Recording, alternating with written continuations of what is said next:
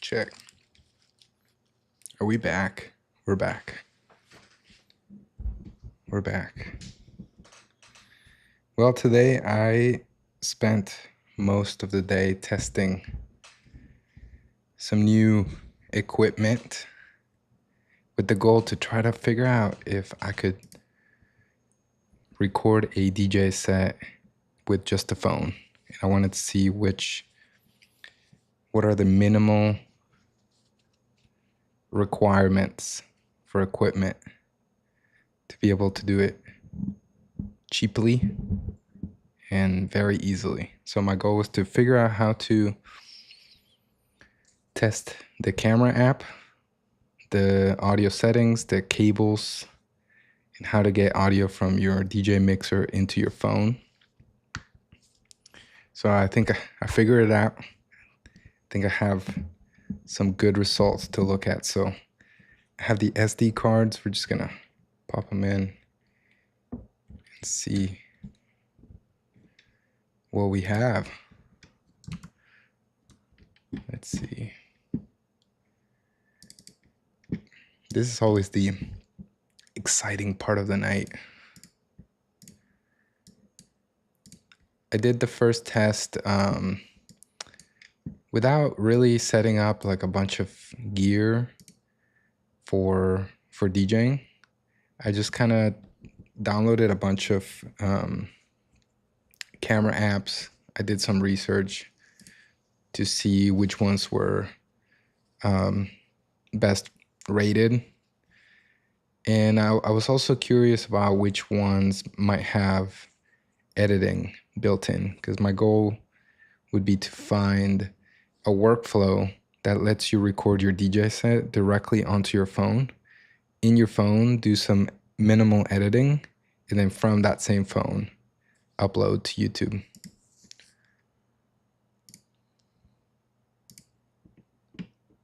All right, let's see. Here's all the B-roll for today. So this is just, well, I am gonna copy these. This is just the B-roll of all the work that I was doing behind the scenes. Just kind of always have a camera rolling. It's following me around. All right, so we're gonna do here in clips, behind the scenes. I'm gonna copy those over. Nice. For the mix, I went to the rooftop and I kind of timed it with sunset. So kind of put the sunset in the background. And actually the sun was going down a little bit more towards my side, not directly behind me. So I'm hopeful that that decision of where I decided to put the sun turns out to be the good one. You never know. I mean, you look at the LCD screen behind the camera and it tells you, it kind of paints a picture of what the footage is going to look like, but you really never know until you get to the computer and you open the files and really get to see it in the big screen, high definition. Something really exciting about that process. All right, while we're waiting, okay, so that is the B-roll footage of that B cam that I always have around with me. I also have this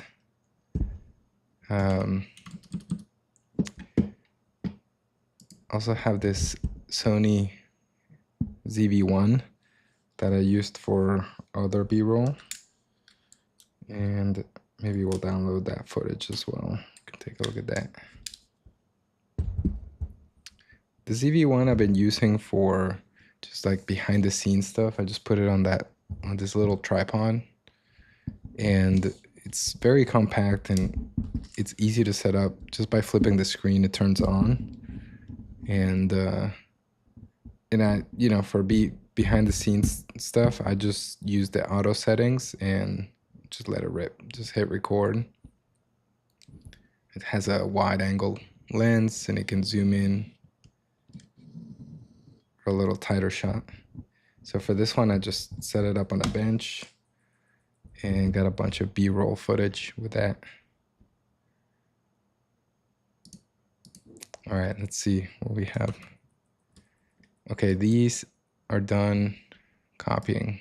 So they copied over to this folder here. So this is later. I'll show you this later. This is when I set up to record inside. Let me make sure the audio is routed to here. Check, check. All right, let's see if we can hear this. There we go. So this was later in the night, and I just did a bunch of footage. This is what I used to get the audio into the phone. I used this iRig stream. So it's very simple. It has one cable on one side that goes directly into your phone, and on the other end it has RCA connectors. And so out of the mixer, I did RCA into the iRig stream. It has a simple like level control, sort of like a gain signal, and then one cable into the iPhone. I have the iPhone 13, so it uses Lightning, and the iRig came with 3 different cables: USB-C, USB-A, and Lightning. So that's what I used today. All right, so that was the behind the scenes footage. Let's go. What is this one?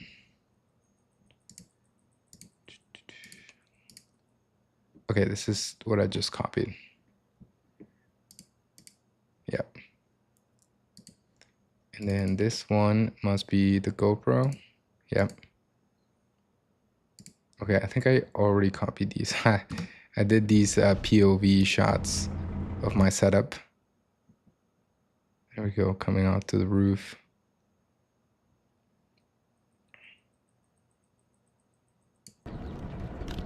Here I'm setting up the iPhone on the tripod.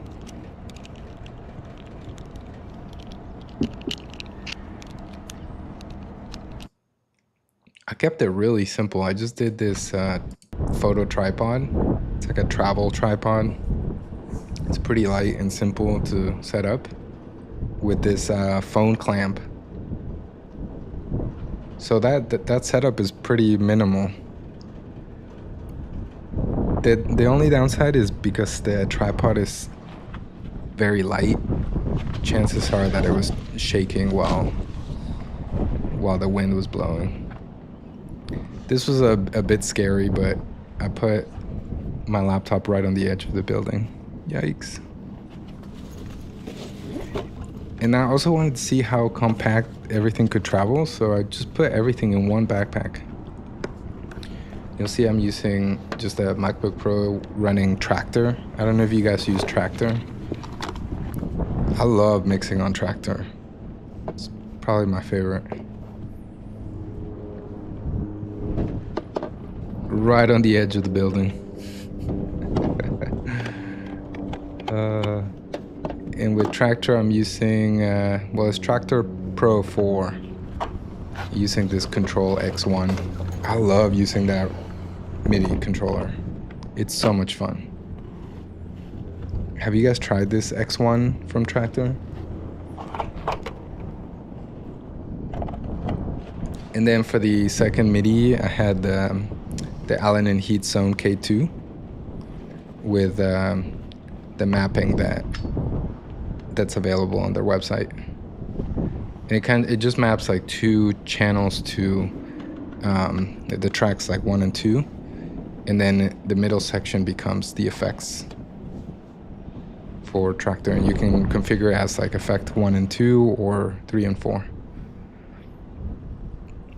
So there I'm setting up the audio cable. So out of the Zone K2, I did an RCA cable, and I had like I think that's probably like a 10-foot cable. It's the longest one I could find. And then I'm going into that iRig stream right there, right in the middle.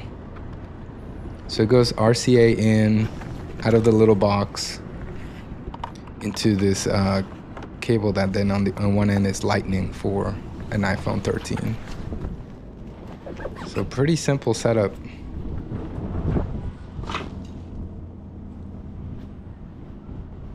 Very minimal. I've never done this one. In fact, I got the iRig just to test it this week. I think it was about $80. And it's the box that it came with was definitely, like, the packaging and the marketing was definitely tailored to DJs and musicians that want to do live stream. But the technology is the same. Here you see the cable going right into the phone. And then for the app that I use the Blackmagic camera app. And I use that because it gives you like a ton of manual control. You can set your aperture, you can lock in white balance, you can set an ISO for the camera, and this is all for the iPhone camera. Which normally, if you use the native app, you don't have a ton of control. It's very, very basic, and like the camera is doing most of the work to decide how to expose the picture. But with this app, you can control everything. Yeah, good question. It's only because I'm streaming some of these tracks. I don't have all the tracks downloaded on the laptop, so I can't use the internal audio recorder in Tractor. And my goal for this setup, I wanted to find something that you could set up and record the audio and embed it into the video already. And that way minimizing like the steps to get to upload. Like if you want the most simple setup that gets you from recording to upload, I wanted to find out what are the things that you would need to get the clean audio mix into the phone camera.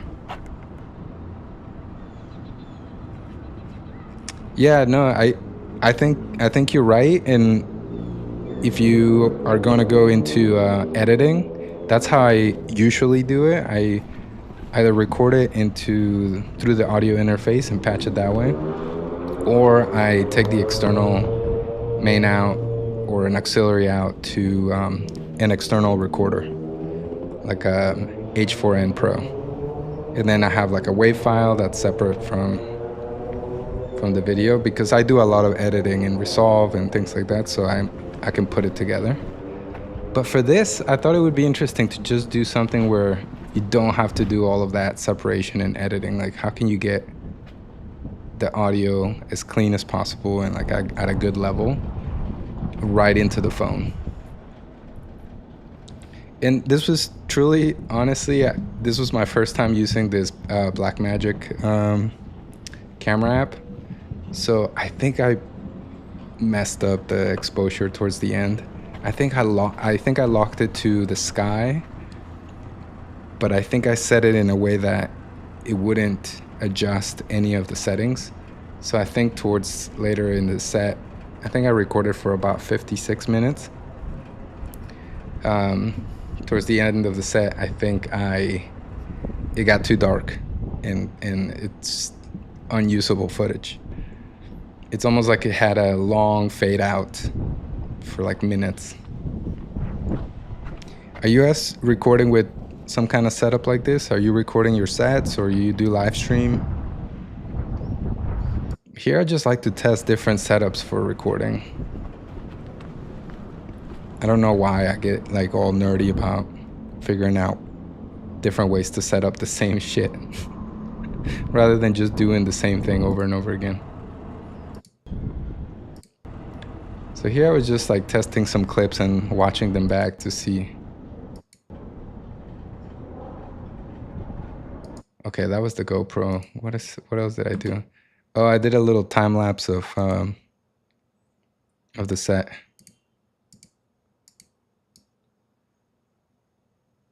At some point, some neighbors came up and said hi. Oh, they're over there too. All right, little time lapse. And then the exit, is that the exit? Yeah, when I packed up. Everything was so easy to pack in one backpack. 2 controllers, laptop, the little iStream, and what, like 2 cables, 3 cables? Had the ZV-1 for just like B-roll and back behind the scenes. It's this little guy. Okay, what we really want to do is get to the footage of the phone. So I think I need to connect. Are you guys interested in any filming?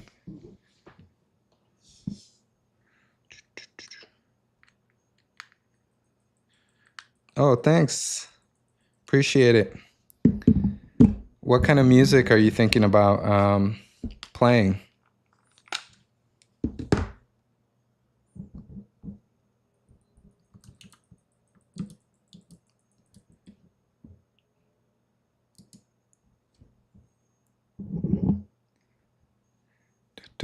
All right, so I have to get this, the iPhone. You guys are gonna see into my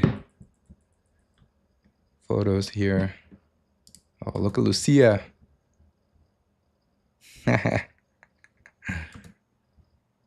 She's a good dog. All right, we're trying to get to the phone and the new videos. Here we go. Here we go. Melodic techno and house. Nice. You're gonna like what I recorded here then. You can let me know what you think. We're gonna hear it in a minute. I did a little bit more. I did like progressive house, organic house, and a little bit of melodic. More melodic progressive than techno. I don't think I really got to techno, but it was beautiful to just play for an hour with that view. It was really fun. All right, I think I just want to do everything. Import all new items. In the meantime, we'll just have Lucia up here.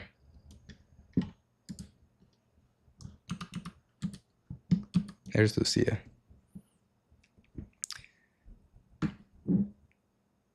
Yeah, I played a little bit of progressive. I think it started mostly with organic house. And then I was trying to build up some energy as like the sun went down.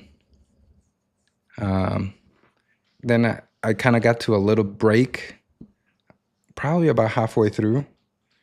And then I picked it up again, try to finish strong. It was just about 56 minutes, I think. 54 minutes, it looks like, this video.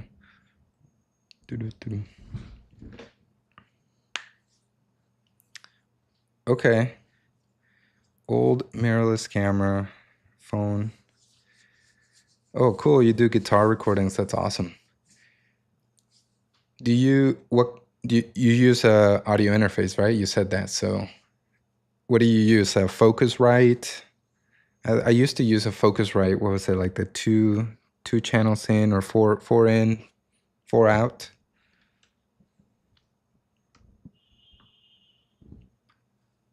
It's a good little device, the Focusrite.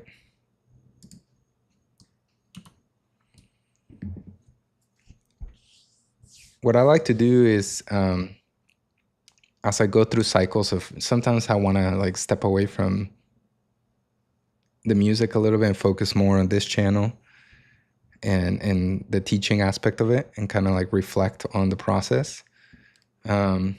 But once I've had enough time of doing that, then I'm really, really in the need of like putting a mix together, and I get really back into music. And then I'm like obsessing over new songs, new mixes, practicing.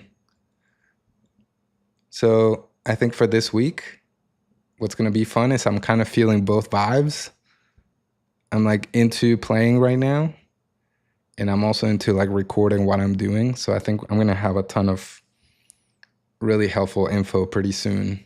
Starting with this video, just wanted to see what the most basic setup I could have. Because I never really thought of it that way. When I started recording my sets, I already had an A7 IV and I think one GoPro, maybe the ZV-1 already too. But that's because I had done years of freelance photography and videography. So it was like my side gig. And then I thought, all this gear sitting around waiting for a job, why not use it for something fun? Kind of put the two things together. So now we're here. All right, we're still downloading these. Can I play them while, no. You have to wait.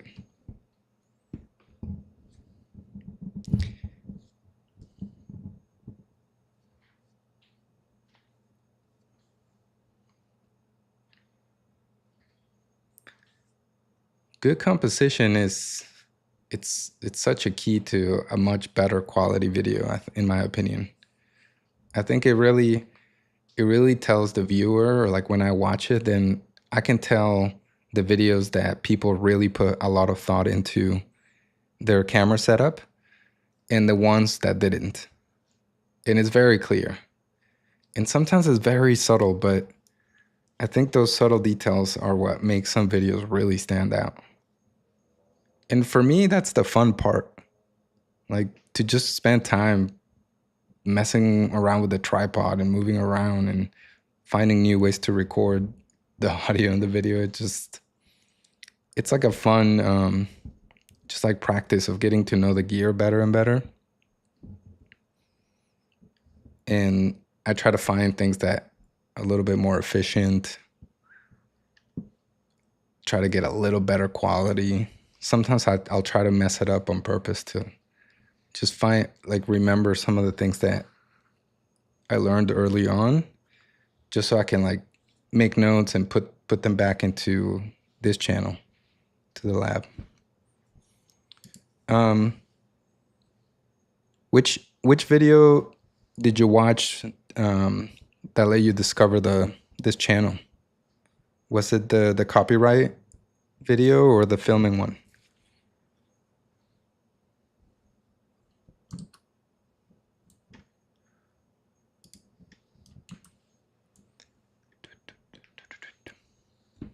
I forget that this has a delay.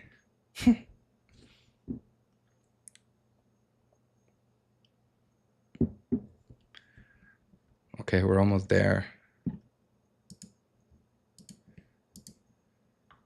It's probably that 54-minute video that's taking forever. In the meantime, I guess we can look at some other things. Let's see. Oh, we can do some more B-roll.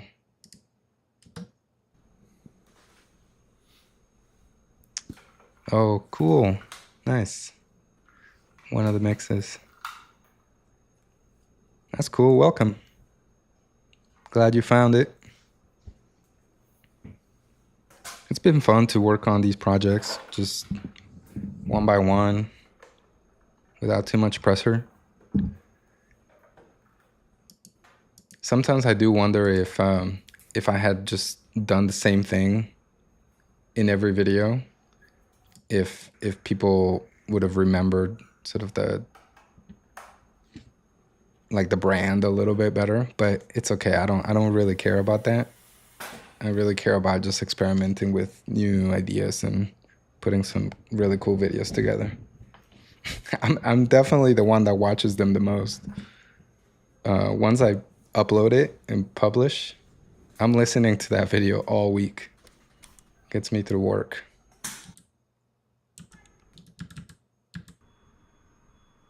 Here I was doing some B-roll of the camera app. So this I recorded only like a couple hours ago, once the sun went down.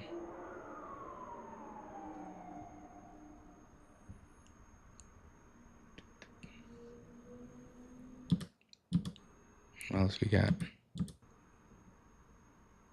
I like the detail shots. These are gonna be great for the tutorial. Here's that iRig box that I was telling you about. Just one cable directly into the phone. Are we there yet? Not yet. There should be another video down here that I'm not seeing. Huh. Do-do-do-do.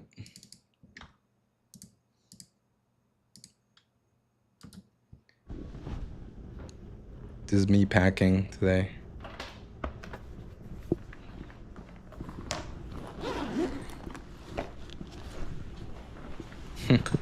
I hadn't used a GoPro like this in a while.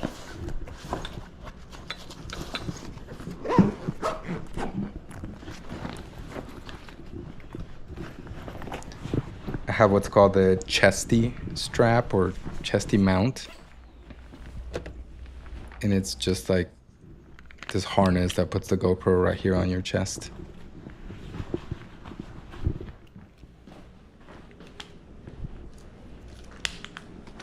That's all I had. Not too bad. This would be a good setup to go do something in like Central Park or something. Do a little set on top of a rock or at a park.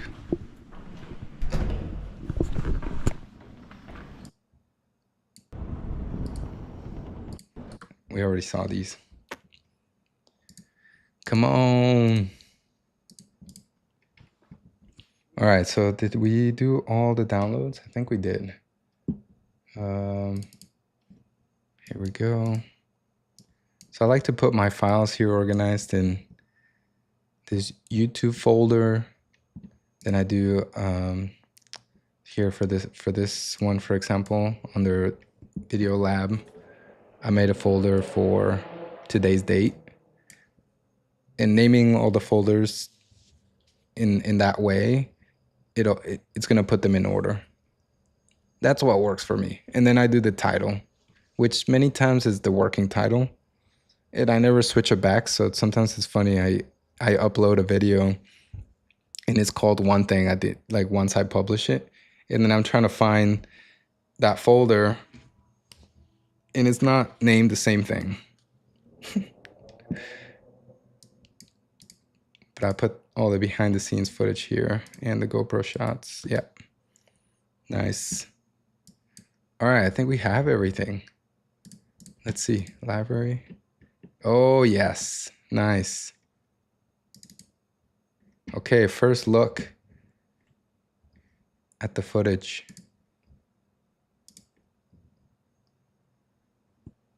We're finding out together. And we should be able to hear the mix, so.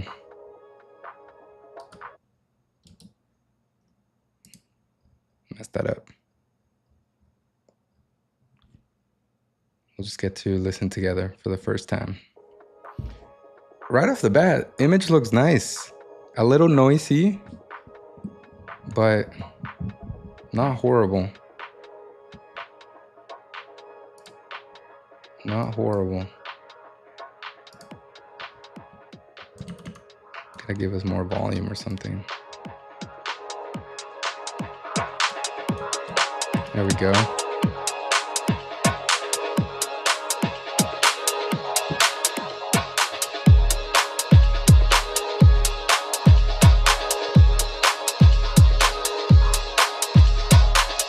I think in post we can just do some color grading, like lower the noise a little bit, deepen the shadows, and then just do something to the sky where it's a little bit more saturated and we see you see the sunset colors a little bit more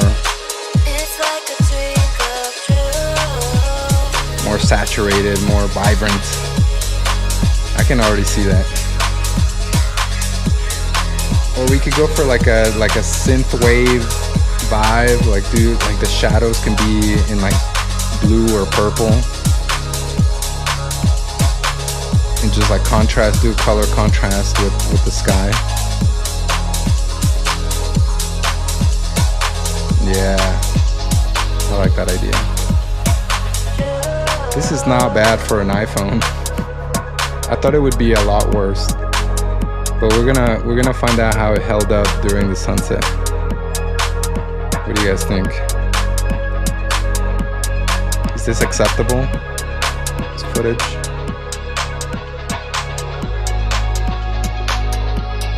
Nice, we're getting the little plane flying by.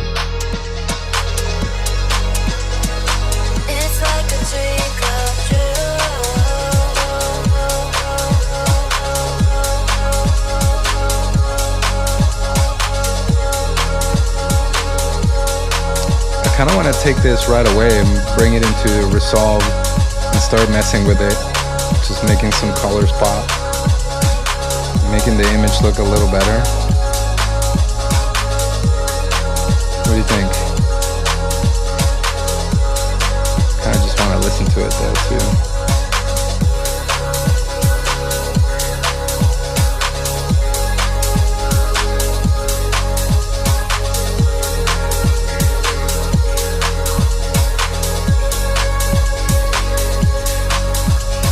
Pleasantly surprised with the quality. Not too bad. And you know what too? I'm not seeing a lot of shaking. Like I thought because of the wind it was gonna be shaking a little bit. I'm not really seeing much movement. That's nice. That's nice.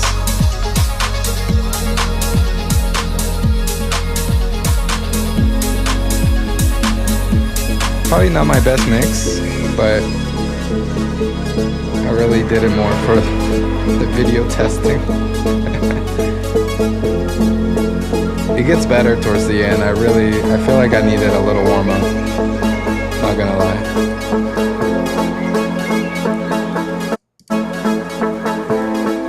Kind of ready to bring this into Resolve. Let's do it.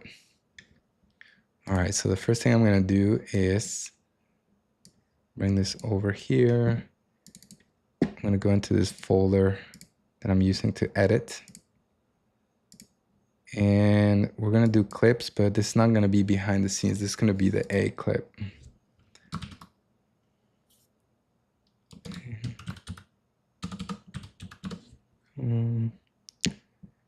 Nice, and then we're gonna do this guy over here.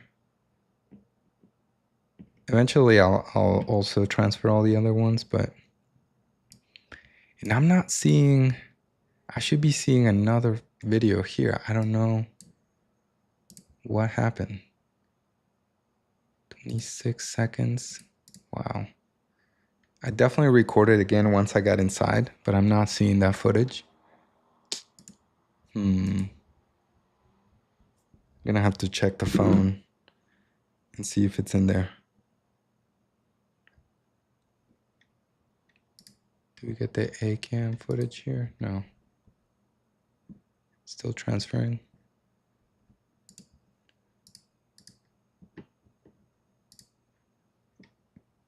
I was getting into that mix, by the way. All right, let's see. Here, maybe I'll switch the camera so you guys can see the... Let me go over here. Oh, we don't have it. Huh, I don't know what happened to the other camera. I'm on the Blackmagic camera app. And inside there's this tab called Media. So you should be able to see the clips that you recorded. Oh, it's really bad for you guys because of this filter. You can't really see. But each of these is a separate clip. And I see the one here, 28 minutes and 58 seconds. So I definitely recorded it. I think what I have to do, so here's the clip there. I think what I have to do is at the top here, there's a little symbol for export. And I think I have to hit save video. So I'm going to try that. And it doesn't really tell you anything. This is one of the weird things that I found with this app. This is the Blackmagic iPhone video camera app.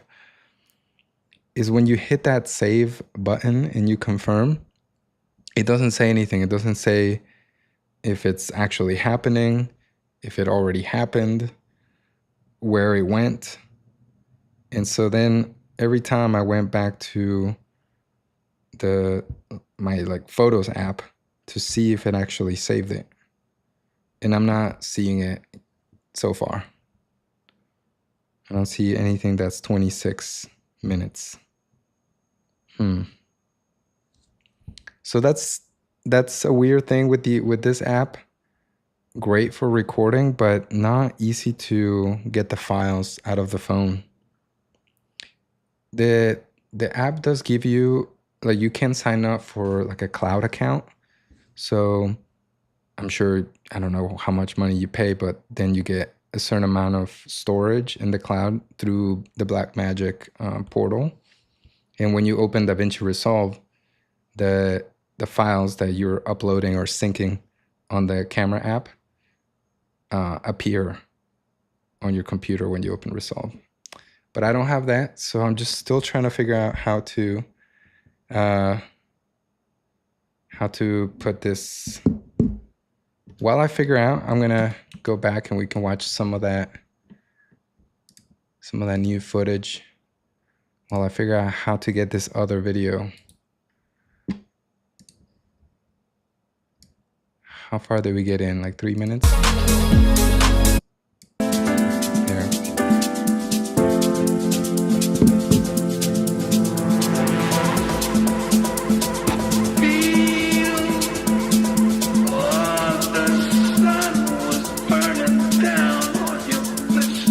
So in the meantime, I'm gonna try to figure out how to get this video off of the phone.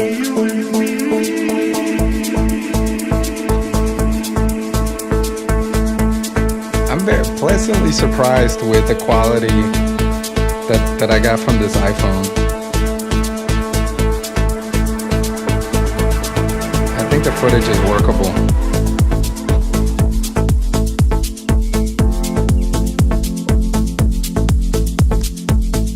Maybe the gain on the channel is a little hot. I wonder if you guys can hear that.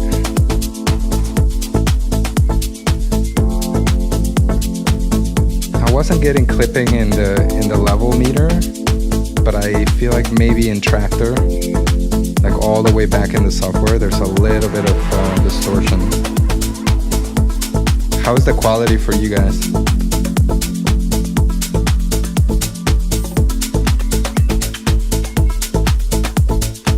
Never tell how sound quality is through, like, running through OBS. Cool.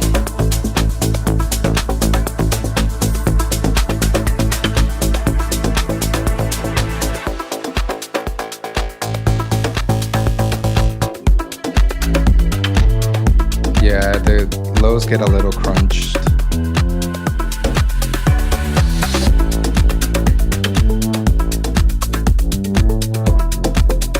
What's up, Dallas? Okay, so last time I tried save video, what I'm trying to do is figure out how to get this other test file that's 26 minutes long from my phone into the computer. What if I try to airdrop it? I wonder if that's gonna work. It's gonna be a big file. Oh, it says receiving. Okay, let's see if that works.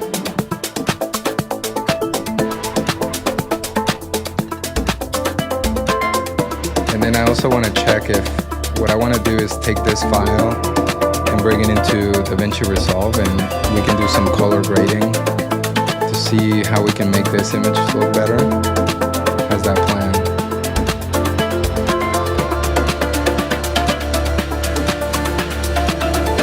no better way to spend Sunday night.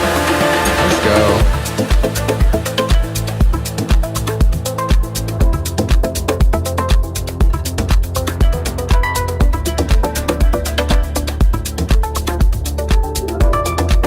Yeah.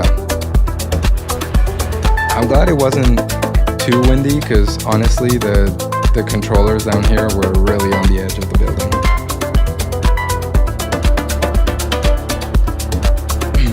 That's too bad. I think I set the gain staging a little too hot early on.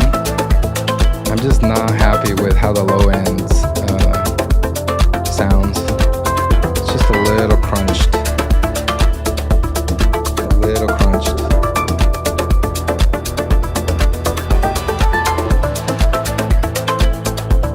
We can call this a test. We'll have to go back tomorrow and do it for real. That's too bad. I mean, sometimes I'll upload imperfect mixes, but I don't know. I feel like I'd rather spend the time and try it again to get a much better result. I think it's worth it.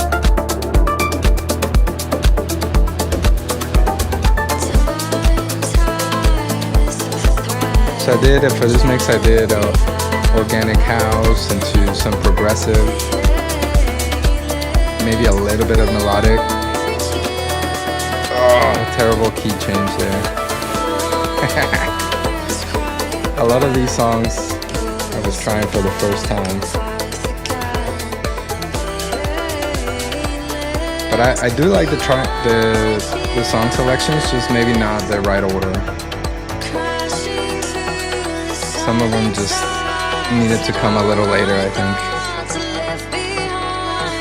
But honestly, I didn't know how long I was gonna record for. Sometimes it's hard to like gauge a little bit like how I wanna spread out the energy of the mix.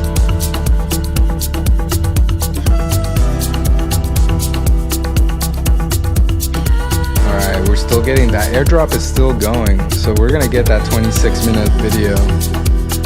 For that one I did inside. I came in here with this red lighting. Oh, you guys can't see the color because I made myself black and white, but around me is like a red glow of conventional lighting, RGB lights. So I did another recording, 26 minutes in that scene with the same setup, same phone, same audio cable.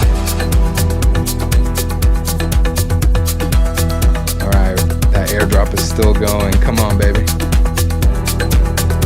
I hope it doesn't do that thing where it like fails halfway through. Does that happen to you guys? It's like big airdrops just can't handle it.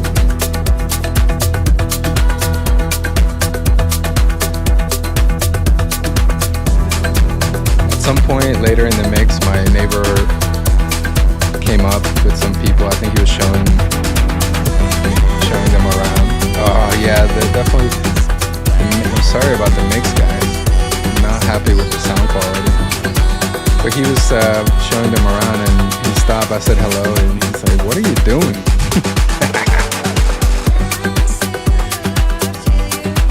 He's like, "Do you want the short explanation or the really long one?"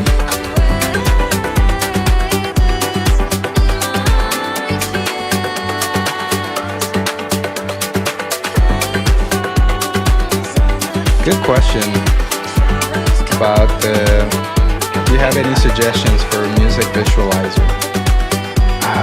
I've looked into this and I have a couple answers for you. Is there anything that can sync automatically to what comes out of the DJ software? So I've tried this and can you guys hear me okay? And if not, I'll turn down the music. Let me know in the chat. But I wanted a simple visualizer, just different wavelengths or meters sort of at the bottom of the screen. And what I found were some websites that do it for you, but they're really expensive. You have to sign up with a subscription. Some of them are now using AI and they want you to pay for credits. And I did like a trial and kind of, but then there was a limit of how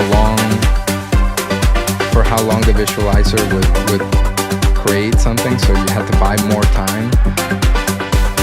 All of a sudden I was looking at like a ton of money just to get one graphic for one video. And I was like, no, thank you. So then I went the hard route and I tried to do it in DaVinci Resolve in the Fusion page. The Fusion page is the page in DaVinci Resolve where you can create motion graphics. And I watched some tutorials. I asked ChatGPT to give me instructions. I searched through Google to try to find this like step-by-step way to do just like a simple, like I wanted just white bars to go up and down with the music based on the frequency. And I have to be honest, I could not figure it out. I tried. I don't know if some of the tutorials that I was watching were for earlier versions of Resolve, but I could not get it to work. There's got to be a way. There's got to be a way. But not that I know yet. And I want to figure it out because I think for my ethereal frequencies series where it's no video, it's just an image, I wanted to have that.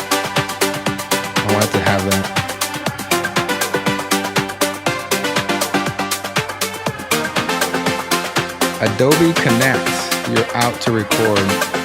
Okay. I didn't know that. Okay. That's a good suggestion. Thanks, Dallas. Alright, we got the footage now. Yes, we have that one. We have this one. Now we can bring them into Resolve. One of the things that did work for me, however, was to screen record the waveform in Tractor or Rekordbox. And then I used that to overlay it on my video.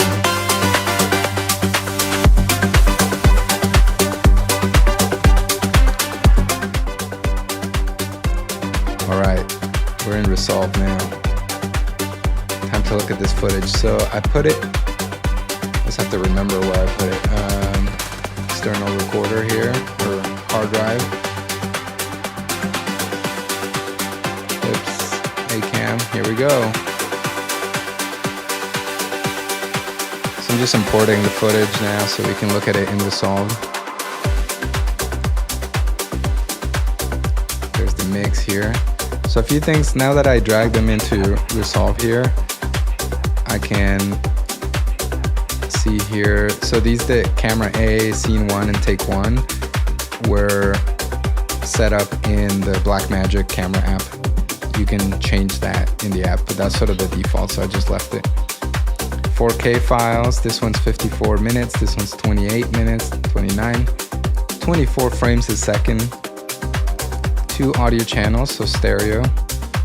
Here's the video codec. The video codec is just like the name for the technology used to compress the video file. So H.264 is an industry standard for video compression.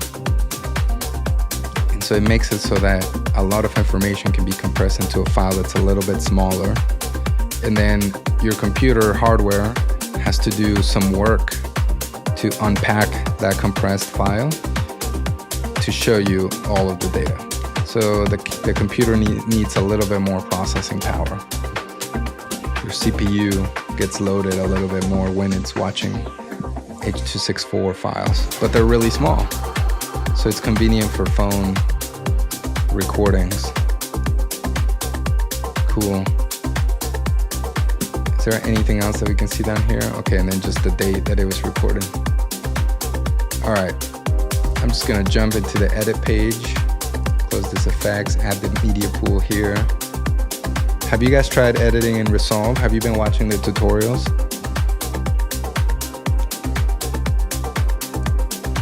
Here we go.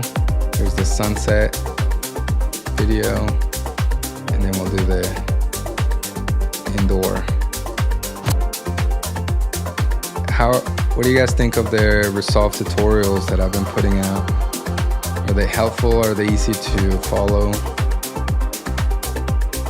Are they not detailed enough? So here Resolve is loading the audio to the different tracks. So one of the first things I like to do is to set up my project. So first I'm gonna save it once. Oh, wrong. Command S to save. We're just gonna call this what is it called? The iPhone setup test files. Right. Then down here on the project settings, I like to edit with my timeline resolution set to HD. And then under Fairlight, which is the audio settings, I like to set this target loudness level to -14.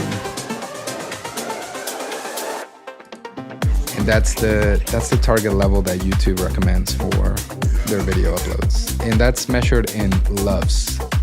So LUVs, I'll try to explain it in the most basic terms. LUVs, it basically measures the way I understand it is the average peak level over time. And so you may have some transients that go above or below, but the LUVs sort of give you a reading for the average in a longer duration.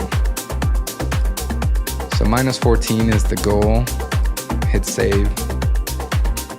If you guys know how to explain that better, you can put it in the chat and we can discuss. That's how I understand it.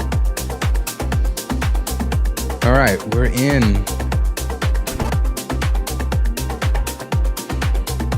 So I think just to keep the vibes going, I'm gonna mute for now, and we're just gonna look at the footage.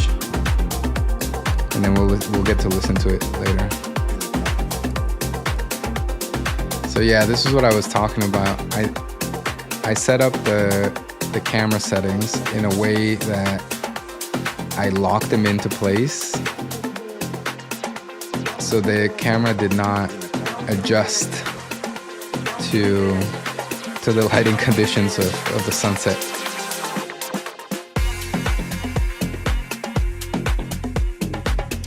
It's almost like a natural fade out.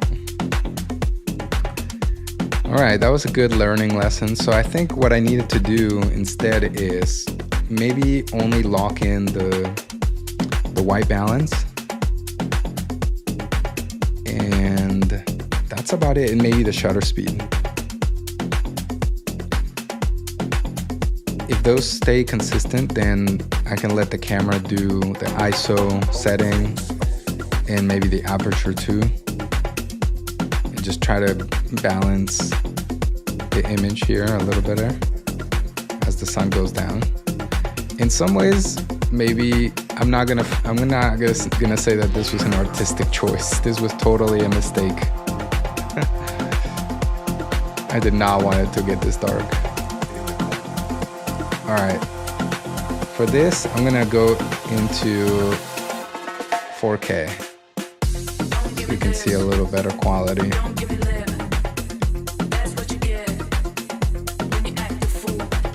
Here it is, okay. Then go to the color page.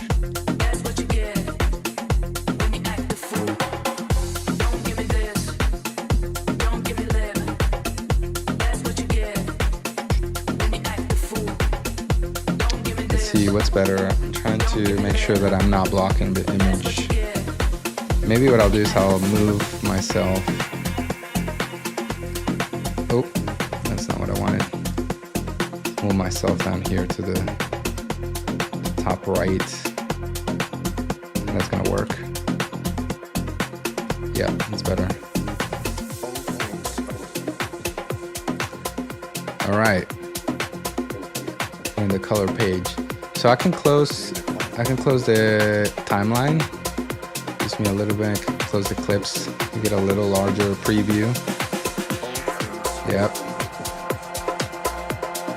So if you've never worked in the color page, the way it works is this green starting point here is sort of like you're in.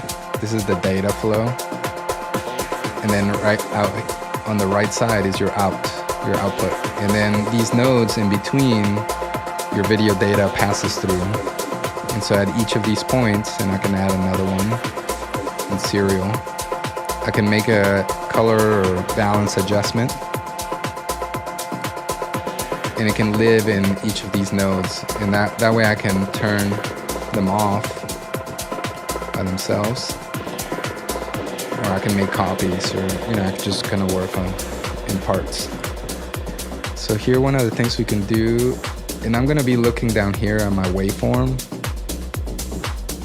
the scopes down here on the right, because that gives you a more accurate reading of what the pixel counts are actually at. I'll bring this down a little bit. Messing with the midtones.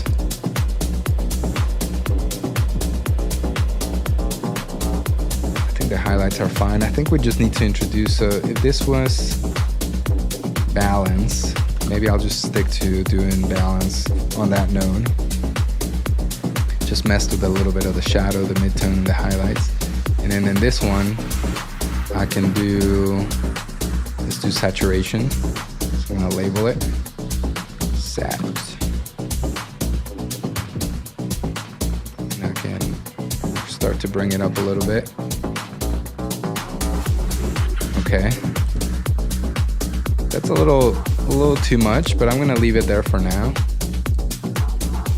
It's starting to look a little bit like cotton candy. And then if you wanna see and just compare it to your original, you can click right up here, this bypass color grade, a little rainbow. You can just turn it off and on, so it lets you see the original image and then what you ended up with. So maybe we'll go a little bit down on the saturation.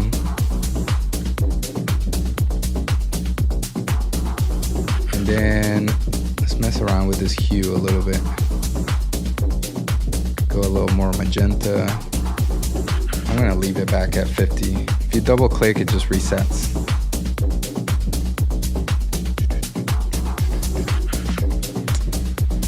Maybe in between them, I'm gonna do this in parallel. So I'm gonna add a node that is parallel to saturation, right there.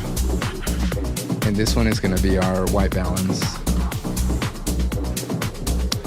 And I'm gonna see if a little warmer makes sense. That's interesting.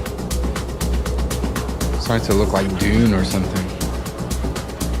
You can also mess with the tint a little bit. Go more greenish, magenta. I think I just like it right in the middle there. Right. And maybe after this, I'm gonna do another one. I'm gonna do some curves here. So I think I wanna make the sky just a little bit more interesting. We're gonna do, maybe it needs to get a little darker. So hue versus lumen. I went here to the curves, hue versus lumen. I can see I have some pixels here in the orange and red, and I think that's the range that we want to capture. And then I want to like bring it down a little bit. Yes, just darker. It's a little too much, but like that. All right, that's a start. I think maybe the saturation is just a little too much, but we can dial it back later, because I think I want to do some more corrections here. So this was a little bit more of the hue in the sky.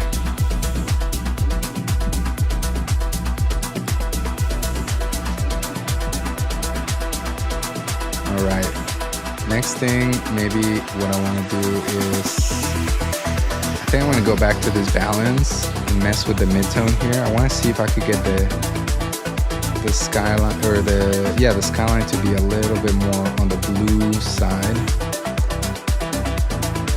and a little darker maybe. Interesting. Maybe it needs some contrast. That's what we need. I'm gonna add another node here at the end. It's gonna be contrast.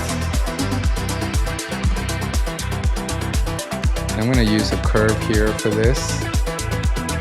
So on the left side I have like the black point, and by sliding this up or down you're setting a limit,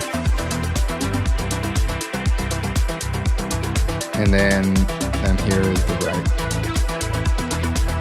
I'm gonna bring down a little bit. Alright, now I can go back and dial it back a little bit.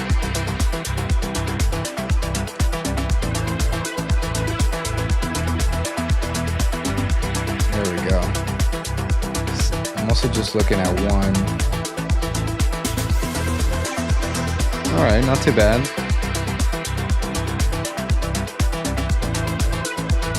Oof, kind of gets crazy here. It's kind of giving a 90s vibe or something, like a old cam recorder.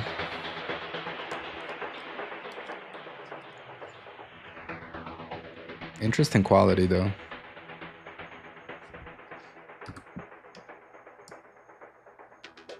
Yeah, and it didn't survive here at the end.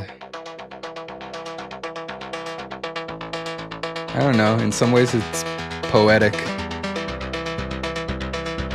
that it faded out as it plays out. But I wish I would have had the whole footage a little bit more visible.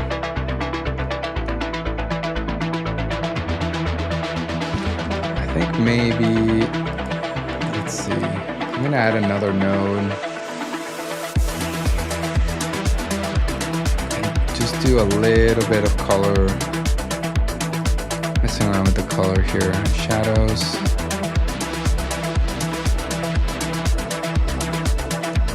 I like this, and then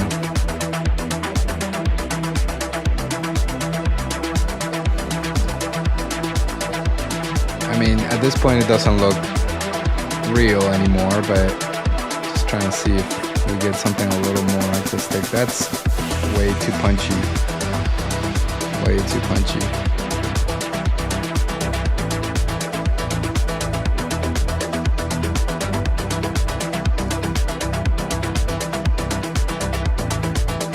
Whoa, it's getting kind of crazy.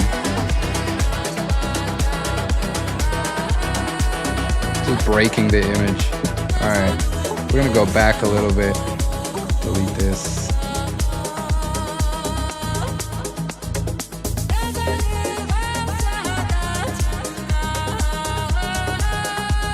Okay.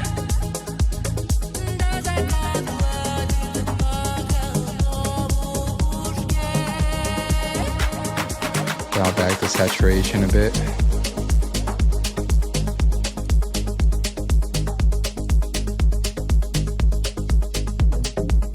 We're getting there.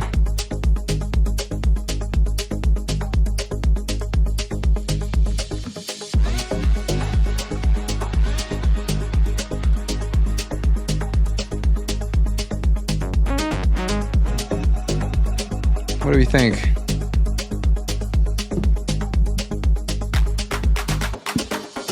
I think I need to correct the tilt a little bit. Man, the sound is just not that great, is it?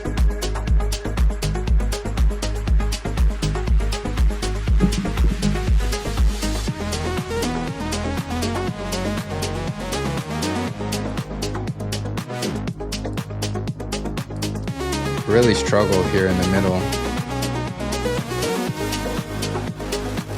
I like the silhouette though, not gonna lie.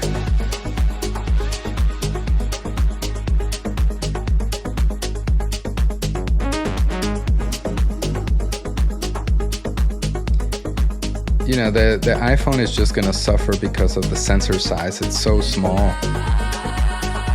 It's the smallest one of all my cameras. The GoPro has a bigger sensor. And not gonna lie, the GoPro probably performs even worse in low light than the iPhone, for sure. GoPros were not made for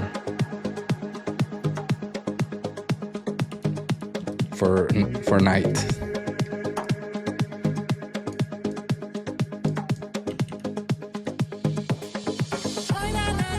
Where's Resolve here?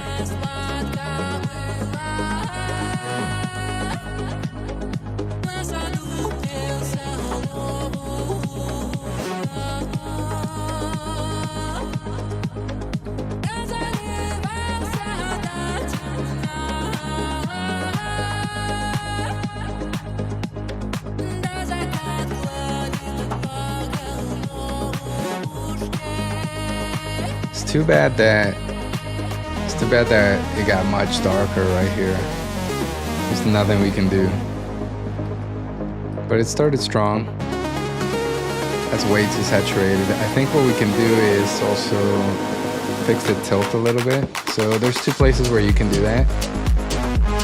Here on rotation angle, under transform, or in the color page. You don't need to do it in a node necessarily. It doesn't really live in a node. It actually lives here in sizing.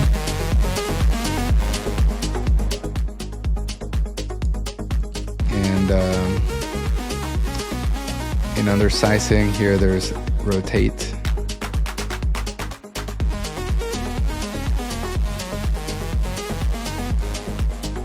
Maybe it's that, yeah. And then I just have to zoom in a little bit to compensate for the tilt. Not liking how saturated it looks, so I'm gonna go find that curve adjustment that I had made here. Just bring it back a little bit. There we go.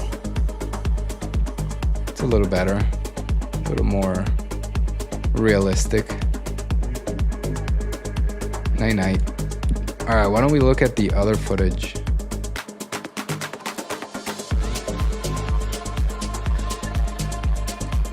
And maybe we can listen to this this other mix.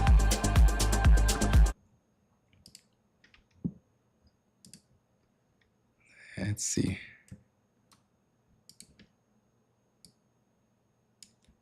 It kind of did record the audio a little bit quiet. I thought I had set healthy levels, but it's hard to tell. The camera app doesn't have a good like metering. You kind of just have to judge it by ear. Definitely a downside to trying to record just on your phone. Let's go to the Fairlight page and see these levels. So up here and then under loudness, I like to click absolute scale. So that's gonna change it so that the target loudness level, -14, how we set it earlier, is up here at the top.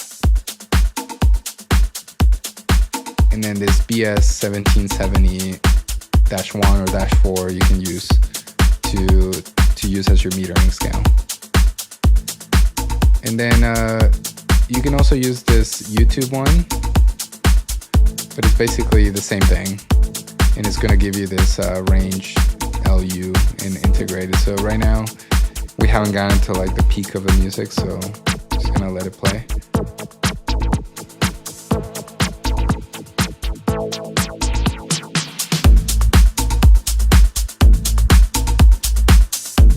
Pretty good levels.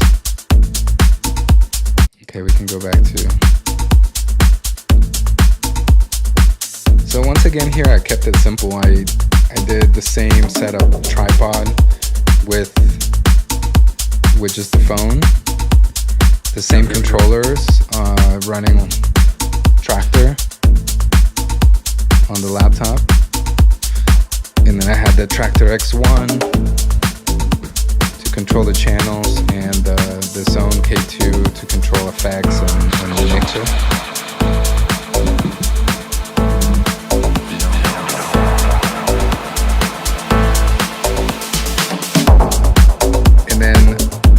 Decided to not do any lights from the front. I kind of wanted a more silhouetted look.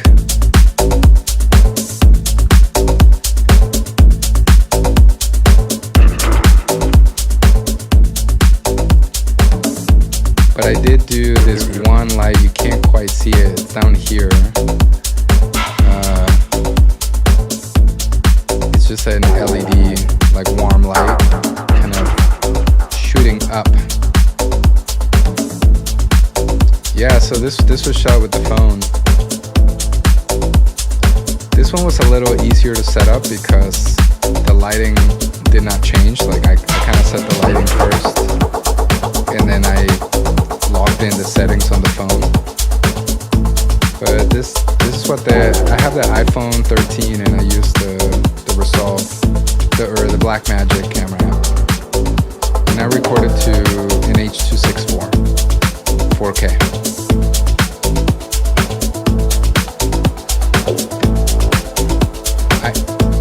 I knew that it was gonna kind of struggle with the dark areas, so I kind of leaned into that. I kind of leaned into that and went for this silhouetted setup. To kind of work with the camera, and I knew kind of the quality I was expecting.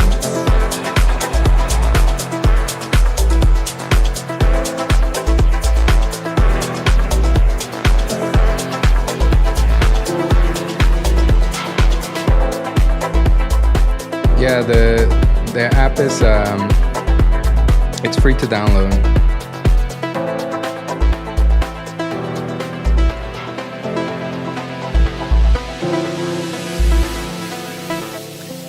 I found a really good video explaining kind of like it goes setting by setting. It was really helpful to watch. It was probably like a 30-minute video, but it was laid out very clear. I'll try to drop it in the chat or something. I don't know if I can do that. Let me see if I can find it for you guys, because it was super helpful. Oh yeah, here we go. I have it. I don't know if I can drop it in the chat, but I'll try. Let's see, can you film? Search. Okay, here I have it. Yeah, it's 30 minutes. Let's see if this works. So that's the video that I watched to kind of learn how to use the camera app. It was very clear. And maybe one day I'll dedicate a video to that once I get more familiar with it and I've done enough testing.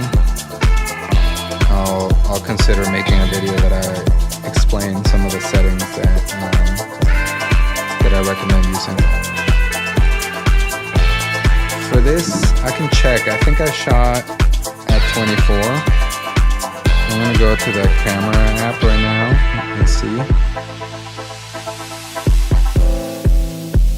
Okay, yeah, so I go to the media tab, and then there's a little eye icon, and it gives me all the metadata. So I see H.265, frame rate 23.98, so essentially 24. And the resolution was 3840 by 2160, so 4K. Oh, the audio is so hot.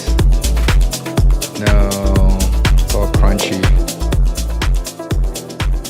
Well, this is how you learn.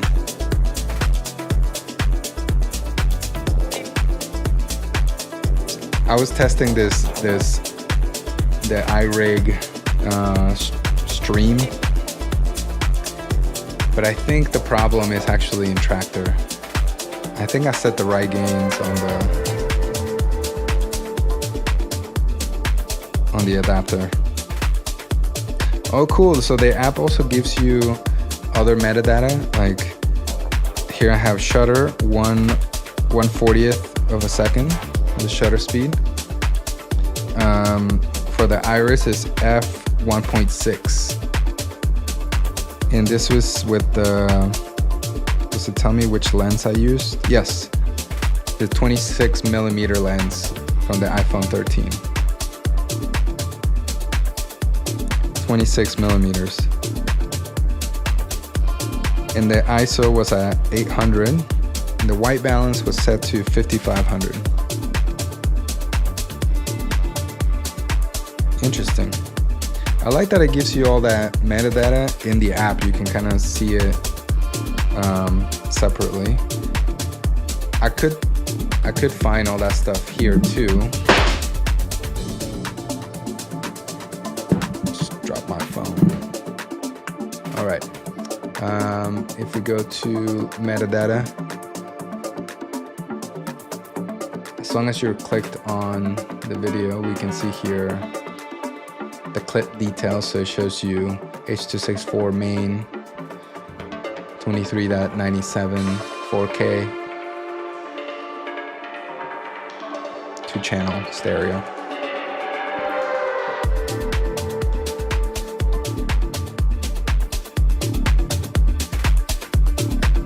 I don't know that I would need to do any color grading to this. I feel like it's a pretty good image. I would be happy to upload this directly to YouTube.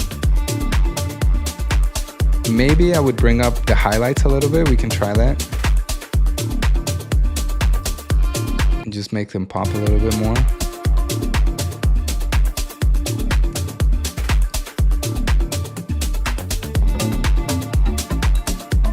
Maybe the mid-tone.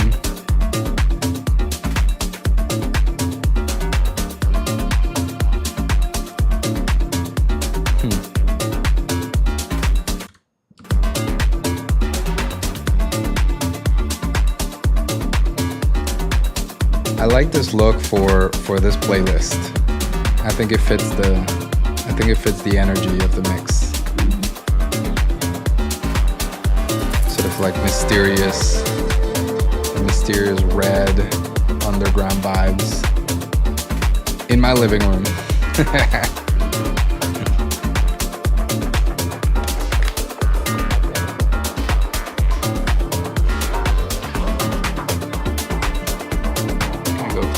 I'll be right back.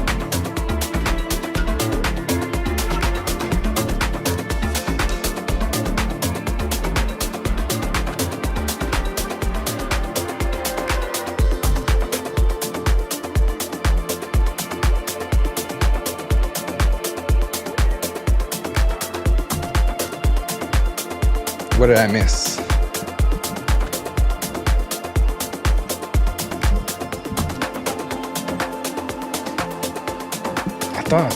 I thought Native Instruments did a really good job of putting these lights under the Control X1.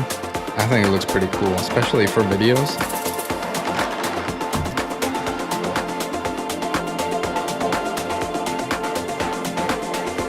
It looks great.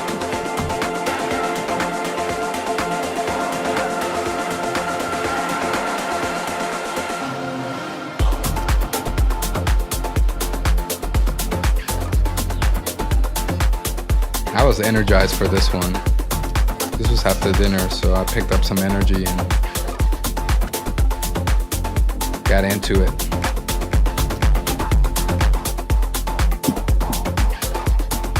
I'm still getting better at figuring out where all the effects modulation parameters are on the control. I think it's because I keep changing them. I keep mapping the K2 differently. I haven't really found a mapping that I really like.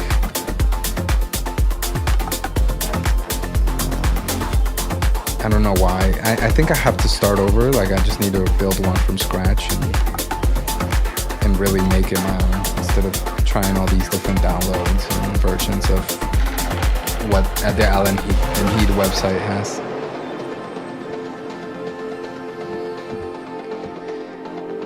But this is nice for the iPhone footage. I'm really happy with this. I will consider uploading this one. Maybe we do that right here. Start working on this edit.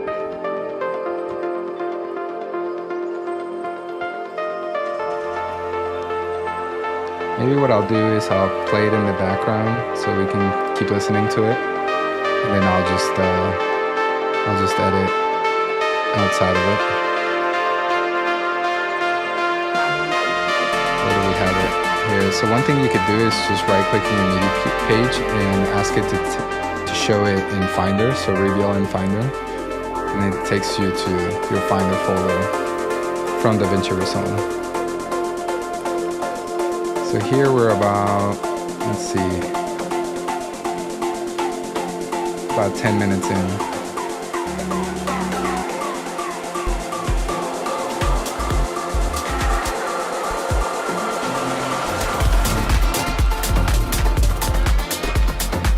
All right, let's do it.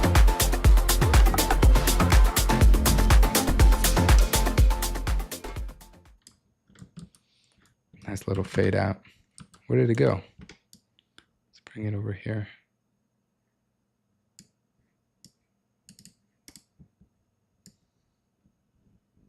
Why is it not letting me move it? Sometimes DaVinci Resolve is funny that way.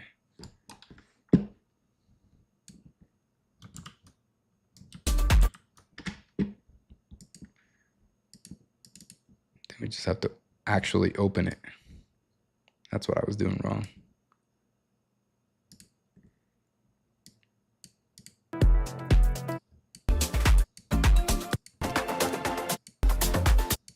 Here we go.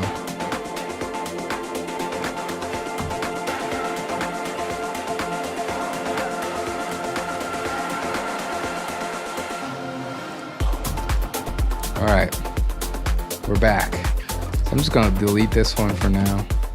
Get rid of this space here and go right to the beginning.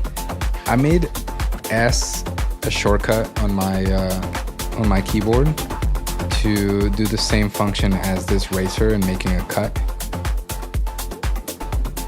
So just by hitting S, I can move the cursor, hit S, and make a split right there. So I made one there, and I'm just gonna delete all of this and get rid of this space. I'm gonna go to the end and see how it ends here. Just walk away. So I think I'm gonna end it here where the music, delete this, and then we're gonna do some kind of fade out here as the music. So right now I have it set so that the background isn't gray, but this is gonna be black in the end. And I always forget where to change that. I think it's in project settings. No, it's in preferences.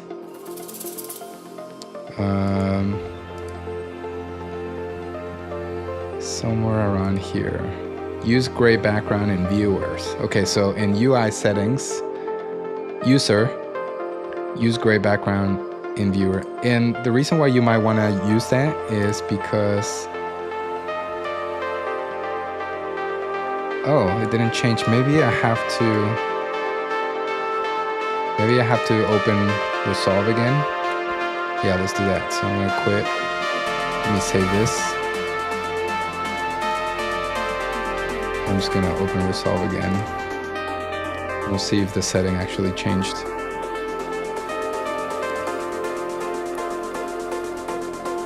Huh, no. So let me check, see preferences again. User. Interesting, it didn't change. I wonder why that is. I would expect to see black underneath here. Do you guys know? I don't know. All right, let's see.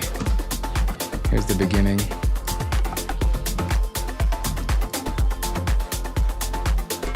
Maybe we start right with the music.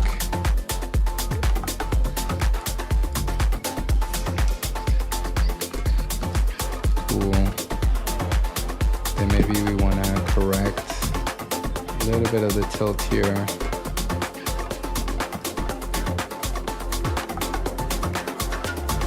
Something like that. Zoom in. Not bad.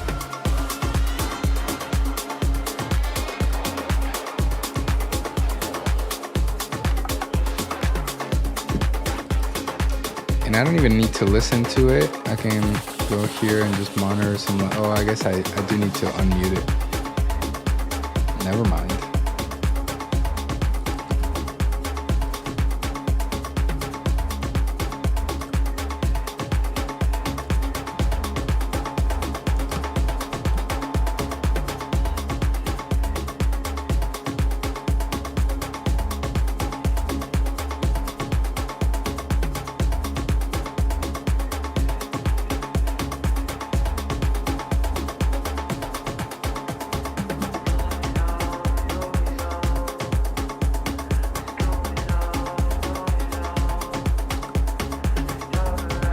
I like this part of the mix.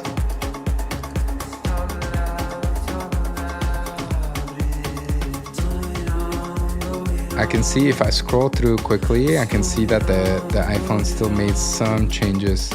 And I wonder why it was making them. I think it was when it recognized my face, maybe. Maybe it has face recognition. And it adjusted the exposure here. Huh.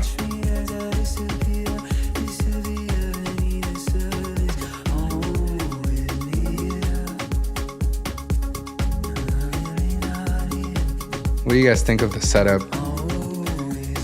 I don't know if I was missing one light.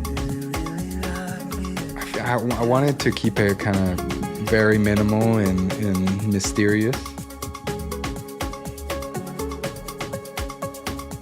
Did we get that? I think so.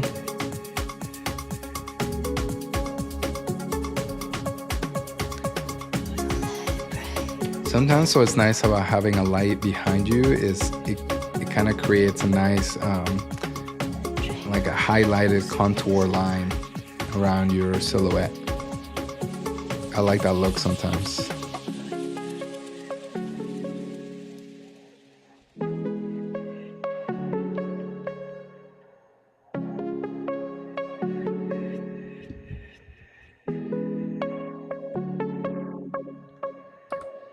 Always moving, nowhere to go.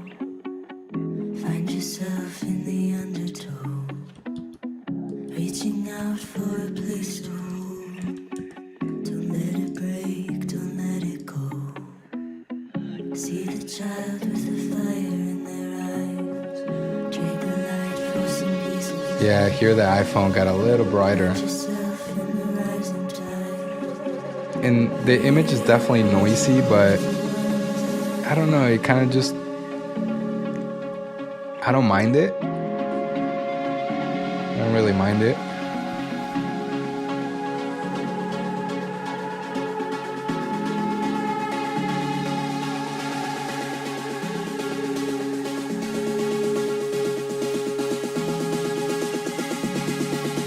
Maybe we can make the reds a little bit deeper.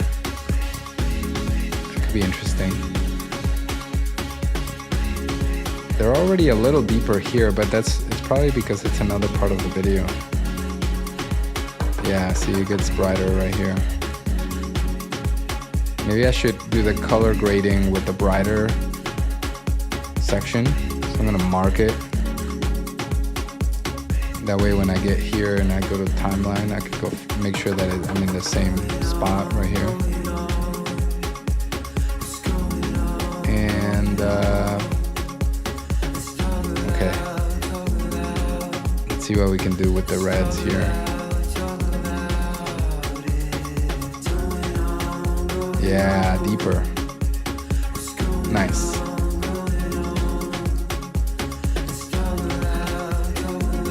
And maybe we do a like a contrast node. Mess with that.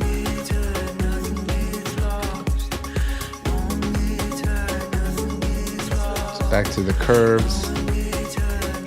Do something lifted here.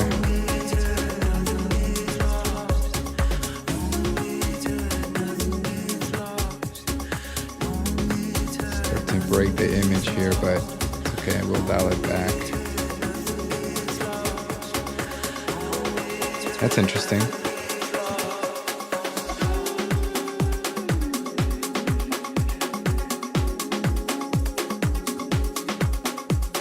What I do find about the iPhone footage is it's so easy to break it. What I mean is, like, even subtle adjustments on color or balance, it doesn't take much for it to start looking really bad. So the adjustments have to be very, very subtle. And that has to do with the quality of the file and the quality of the camera.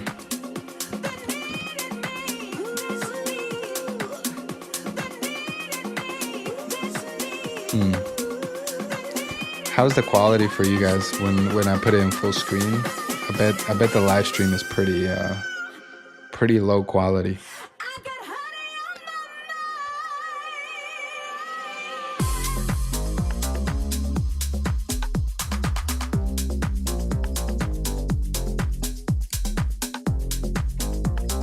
I like playing this track. What if we did a little bit of a vignette? Let's see how we do that. On the color page, we have to do a new node. And then we're gonna do a mask. So we go here to this tab for Windows. And well, there's two ways to do it. So one way you could do is with this mask, turn it on. Then we make the shape. Maybe we do something like this. And this is gonna be the range in which it fades from one to the other. And now, inside this mask, we can make an adjustment. Like we can, let me undo that. I want to go to the color wheels, primaries.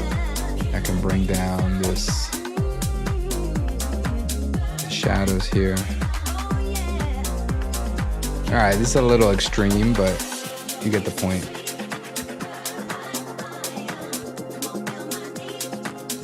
That's without, that's width. So that's one way to do it, using the windows.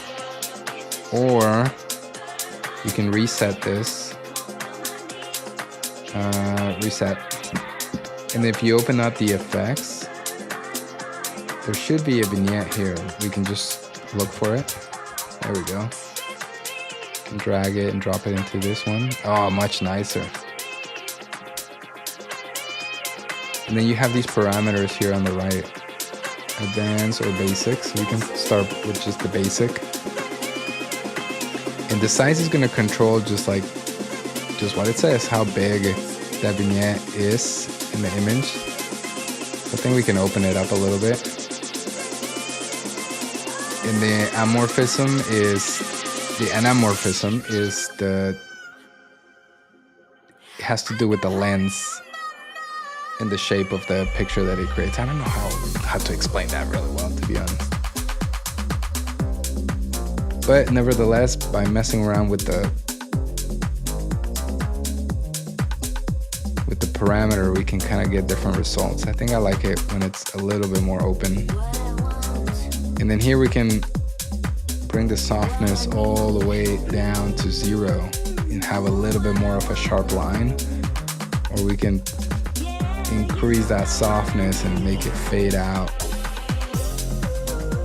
Nice and easy. That's cool. You can also change the color of this. That's a little bit on brand for the DJ Video Lab, the yellow.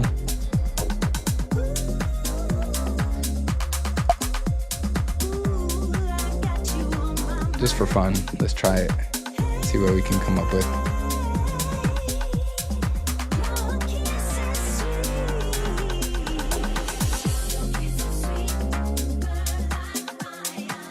There we go.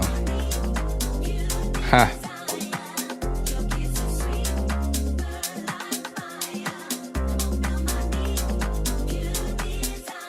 Interesting.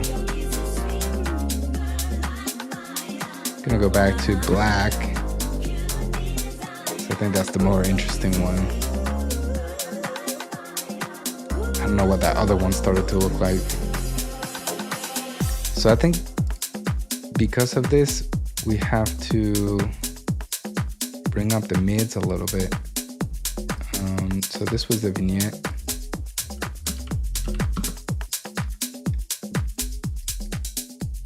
Let me know if there's something in Resolve that you wanna look at together. I'm just kind of messing around with this color grade, seeing what kind of image I can get out of this iPhone. Was that the mix? That was the mix.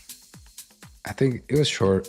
It did what, like 26 minutes or something?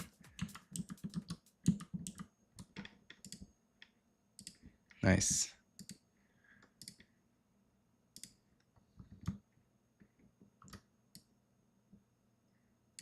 Okay. How can we finish this? Let's see.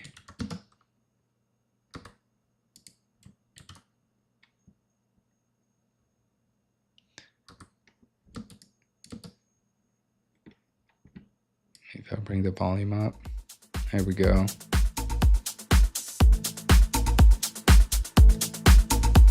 Set this back to 0.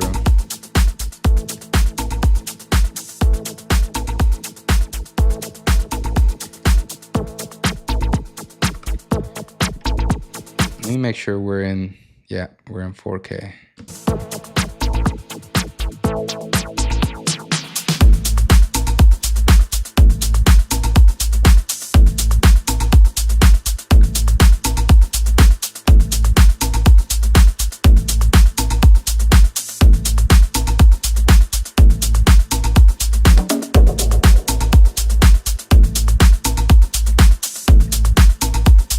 This part sounds good. I think it's later when the sound starts to get all crunchy, unfortunately. But the beginning sounds pretty good. Sounds clean.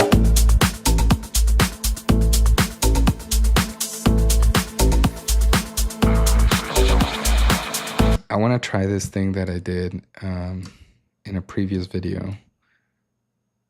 So I made a duplicate of the same one. I'm going to cut it short by a few frames. And then I'm gonna delay this by, let's do 3 frames here. And then I'm gonna go into the composite here and scroll through some different ones like color. Let's see. Oh, nice. That's cool.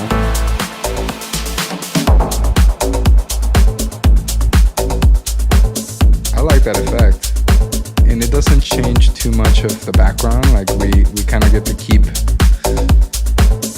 the mood of the background, but with this added effect on the subject, it's pretty cool.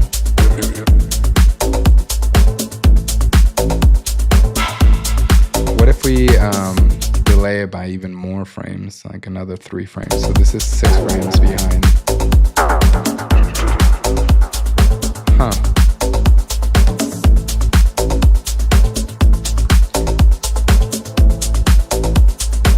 By the way, I think the image needs to be a little brighter overall. Let's add a parallel node here. And then just increase the gain. There we go. Maybe the gamma a little bit. Okay, let's try it.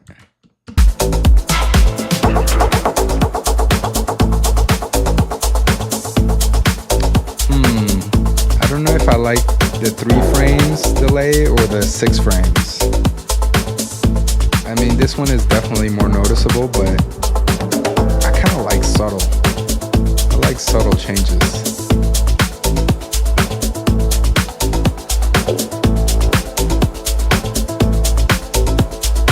Let's try a different composite mode. Let's try difference.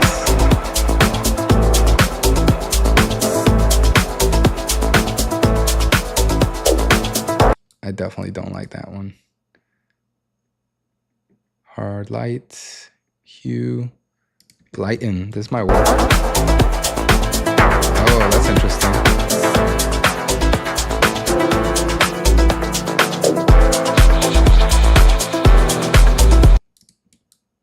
Maybe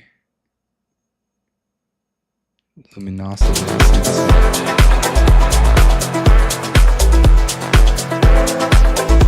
It's not as good as the other one.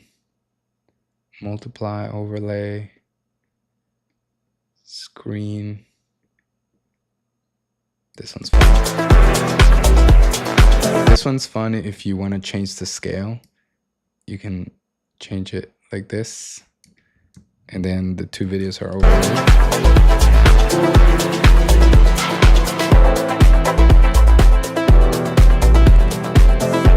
Can I make like a frame within a frame?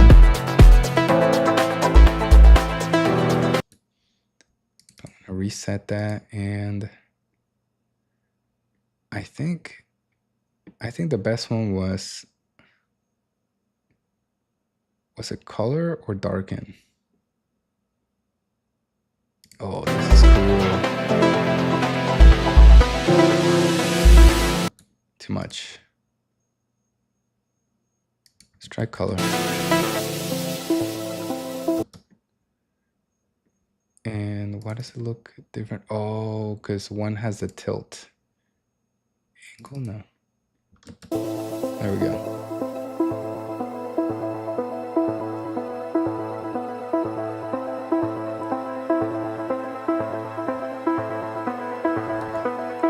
I don't like that many frames delayed. I think let's try 1 less.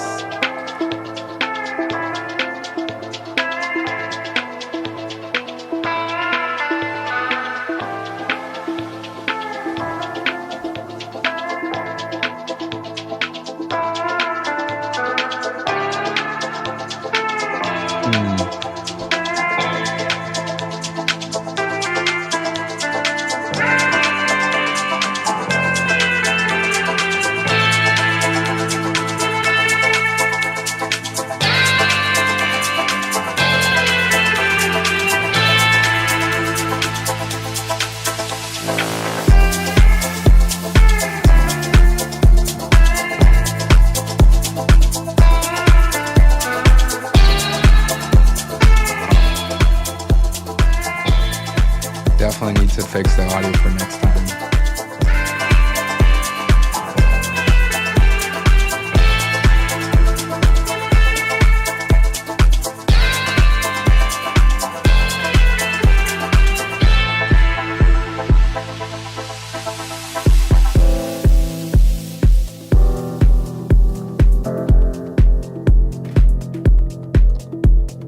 You can also bring the opacity down a little bit on that one. Make it less noticeable, a little more subtle. Kind of makes it look like I'm vibrating.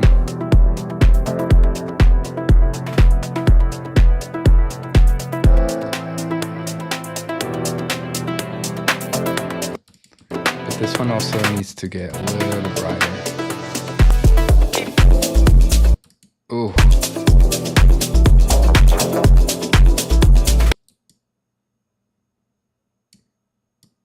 Sorry about the sound. It's terrible.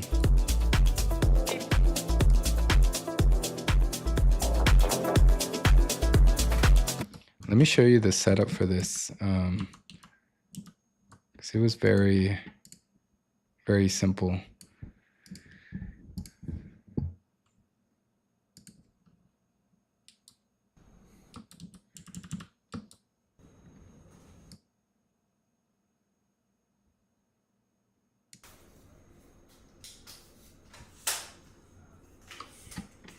This is the tripod that I use. This I think the brand is Mafoto.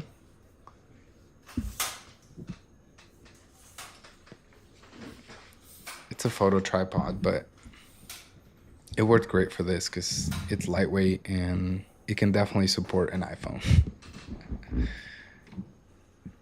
But it's so quick to set up.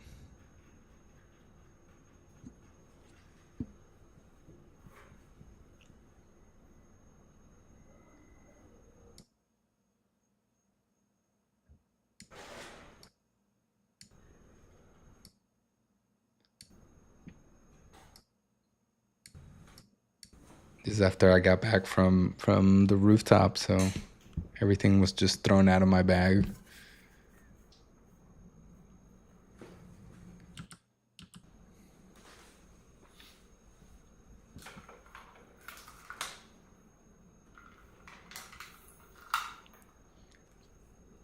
I might need to get a longer RCA cable. I think the longest one I found was 10 feet. Maybe shorter. It might be 5 feet, honestly. So I was a little bit limited on how far I could set the camera, just based on the cable that I had.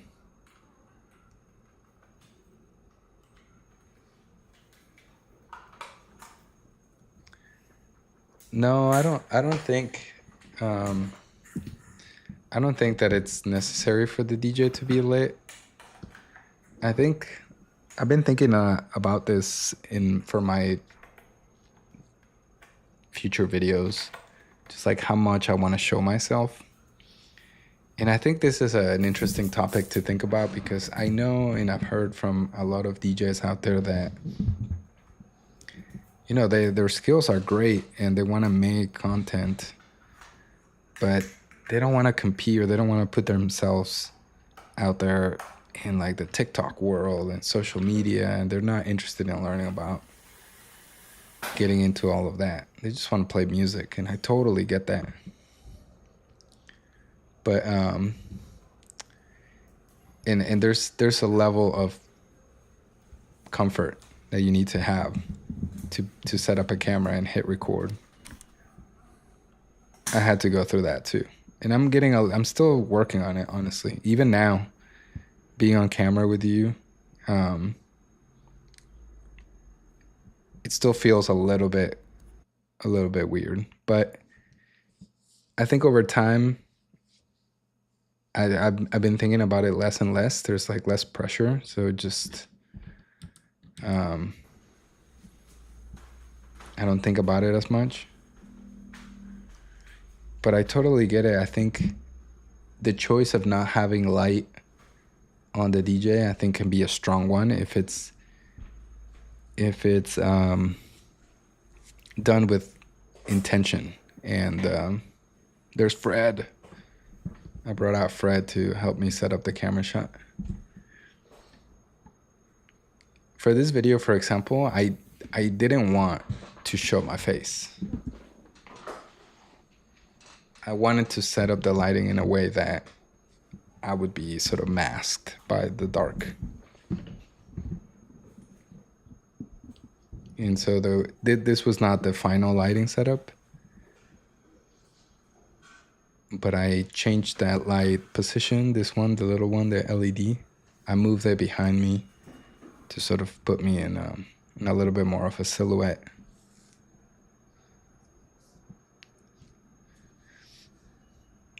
But otherwise, if your goal is to be seen on camera, then yes, definitely there needs to be the most important light, arguably, is the one on the DJ.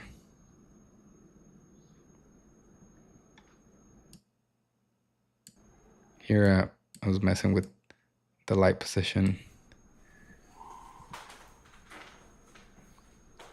So there you can already see how dark Fred gets when I walk away, when I move that light. And now I'm just in this process of like walking back and forth, back and forth. This is why they make wireless monitors, so that you can walk around with the monitor and see what the camera's seeing. But this is a very simple setup with just the iPhone, so don't have the luxury of that. So I got a little lazy, and I mean, I was still in the mindset of like doing this as simple as possible. So I got lazy and I was like, I don't want to figure out how to mount this light somewhere. I just want to find a place where I can set the tripod down and leave it. So right now the light is literally sitting on top of my other camera, not secured or connected to anything. And it's a nice setup, but I think what I realized about this, for example, is that in the iPhone shot, that light was in the frame, and I didn't want to have the light in the frame. So I was like, okay, what if I move it behind the speaker here and just have this kind of glow shining from behind my desk? But then that didn't really do anything on lighting me or Fred, so I changed it again. I was trying to figure out how to put it on top of the other camera, like an idiot.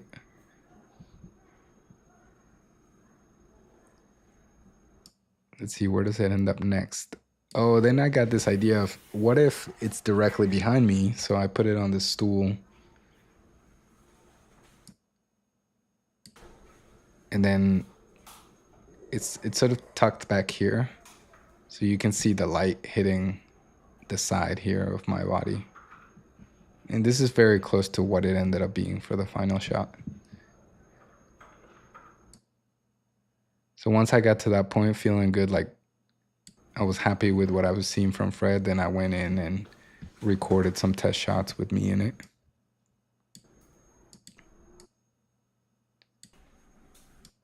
And then I went to set up the audio with the RCA and the iRig stream. This is what it looks like here with the camera app. So up here it shows you which lens you selected from your iPhone. I have the iPhone 13, so I only have the 26 and whatever the wide one is. I think it's 14 millimeters or 16. And then the frame rate, 23.98. Shutter speed of 1/40th for the shutter speed. And then the iris f1.6. You see the time code running there while I'm recording. And then next to that is the ISO at 800 and then the white balance at 55K. And then on the right side, there's all the way on the right side, there's different panels like the camera, the media, the cloud, I think, in settings. And right now I'm in the camera one. And then you get this menu bar here with exposure adjustment, focus adjustment, some guides, some visual guides, overlays, a digital zoom in, your stabilization, digital stabilization. And then down here you get your slate, so you can set the name of the scene, the take, the roll, if you want to organize it as you shoot. And then if you click this, the meter, the audio meter icon, it opens a little bit bigger.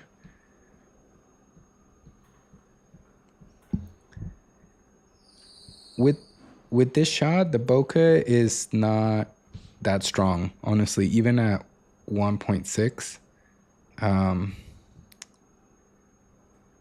it was not very, very strong. I'll show you, I can show you the footage here. Let's see. So here, I'll show it to you in a minute. I'll go back to the final footage or what the iPhone recorded. But here I can see the meter is pretty hot. And the meter for this app is different. It's a different scale than what YouTube recommends to use. So I'm still testing to figure out what the target loudness level should be in the app that will get you a closer level to what YouTube recommends here on the -14 loves.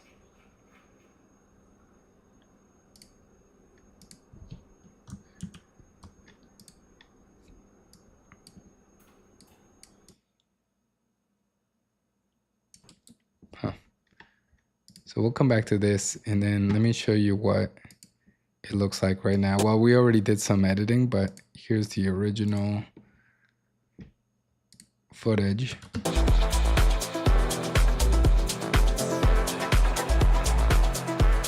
So not a ton of bokeh in the back.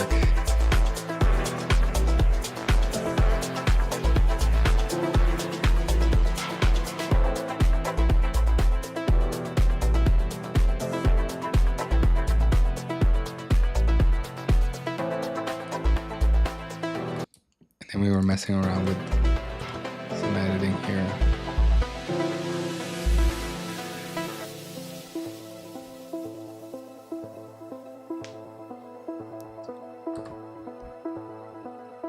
Yeah, so I use if you look up what YouTube recommends for your loudness level, it's -14 LUFs, LUFs, and it's sort of the average level over time rather than peak metering. So you can have some transients that go maybe higher, but it wants -14 for the average loudness. So in Fairlight, well, the first thing that I do is in the project settings, I go down here to project settings, and then under Fairlight, I change this target loudness level to -14. And then up here for loudness, you have a few options. You can use the YouTube meter, or sometimes I keep it at this BS 1770-40, which is industry standard for broadcast. And then right now my fader's down. So if we turn it up a little bit, we're probably a little hot.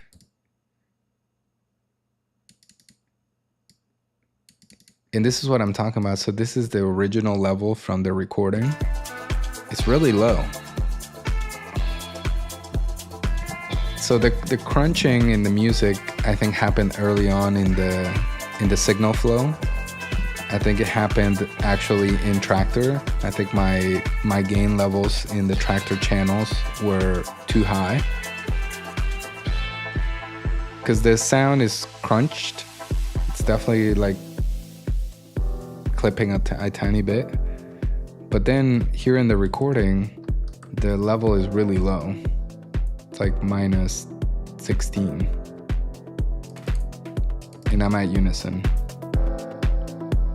And over here, we're getting -26. So it's really, really low. So we can change the gain here. Yeah. I need to figure out how to match the gain levels. It's a good lesson though. It's a good lesson. The thing that I was using, the iStream, has a big dial that it doesn't really, it just tells you if it's too hot or too low, and then it has like 3 little lights. Bad or low, good, too high. So it's very minimal visual confirmation that you have set a good level. And even if if we look at the phone app, it also is hard to tell. The metering is not very descriptive. Doesn't give you a ton of information. This is what I was talking about, the iRig stream. It has this big knob in the middle, and you just turn it up or down, and these three little lights that give you the signal level. So it's low, okay, or high. And that's all you have to gauge if you have healthy levels going into your stream or your phone. So I just shot a bunch of B-roll for the tutorial later. I'm gonna make this into a tutorial just to show what I found with the setup. My goal was to do the bare minimum, just iPhone, tripod, one audio cable, get the clean mix into the iPhone, embed the audio. Now I'm also looking at different apps to use to edit the video and be able to add text. And the text is not the hard part. Text is easy. There's lots of apps that you can use to add text to your videos. That's easy. The hard part I'm finding is I still haven't found an app that has a loudness meter. That's the part that I can't find. And most of the apps have an audio like volume adjustment, but they don't show you a meter to base it off of. It's just up or down. So these editing apps on the phone are really slacking. Really slacking.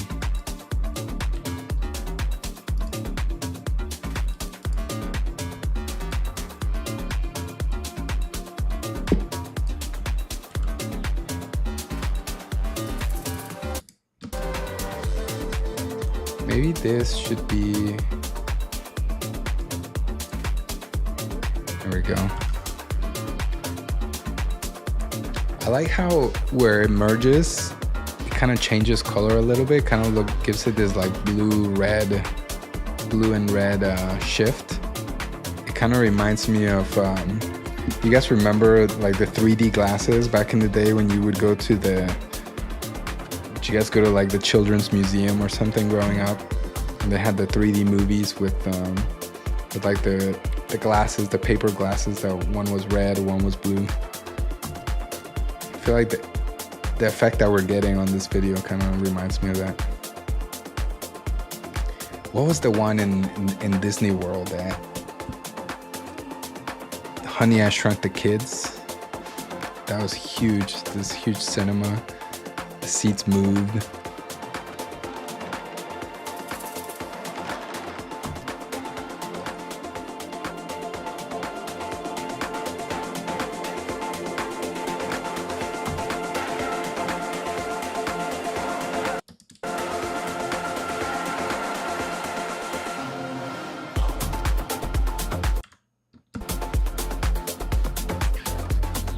I like this edit for the energy of the music.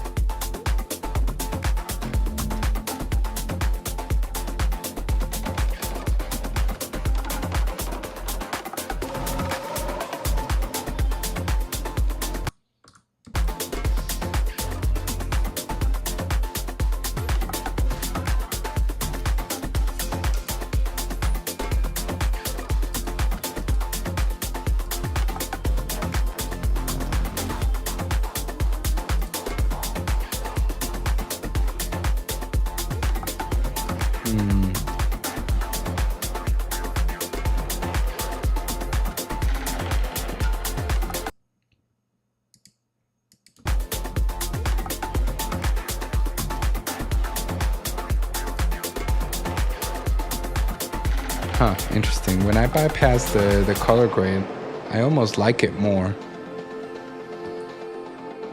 All that work we did with the color, I feel like maybe we don't even need it.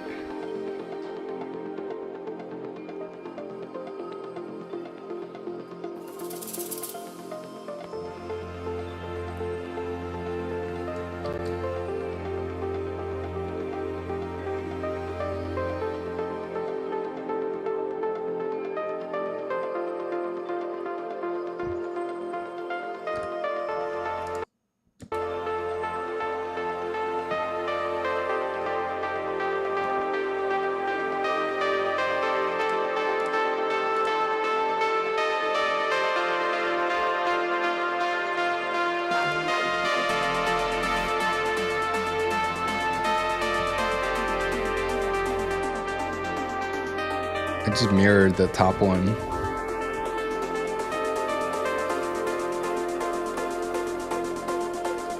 It's a little trippy.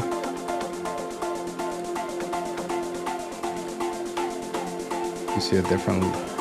It's kind of weird how the hands kind of merge in the middle.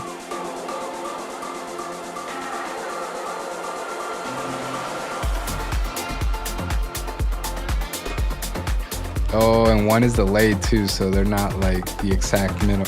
They're not matched. That's cool.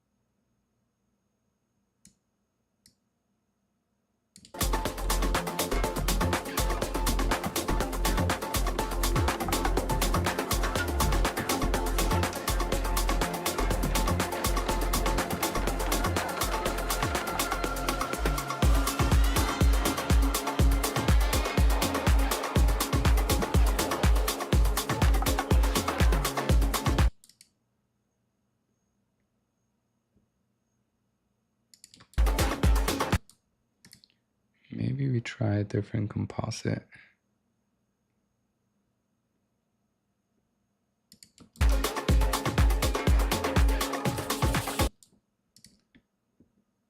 So easy to break the iPhone image. It's crazy how quickly it falls apart.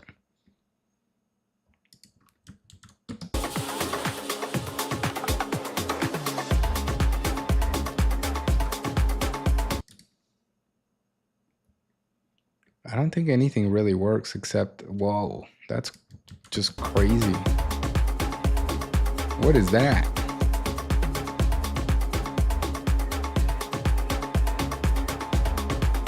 That's insane.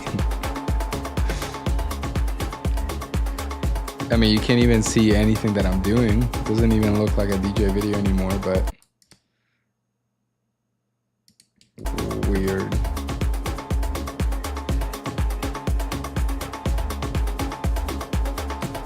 Maybe instead of seeing more of my face, we see more of the mixer. There we go. Something like this.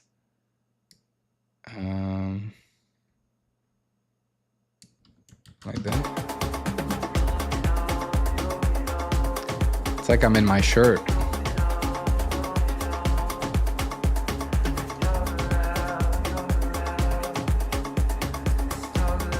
Maybe it's not flipped. And maybe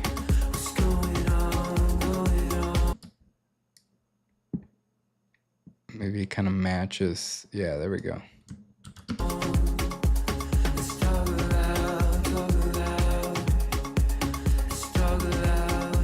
Interesting. I kind of like this. What do you think?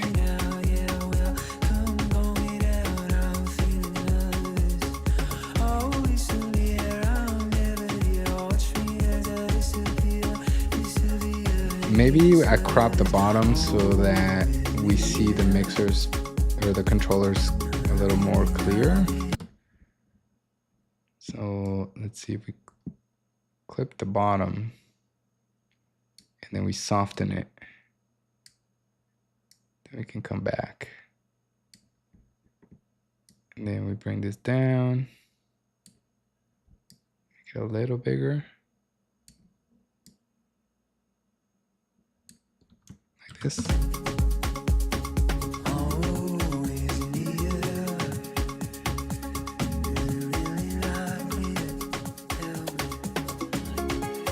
That kind of works.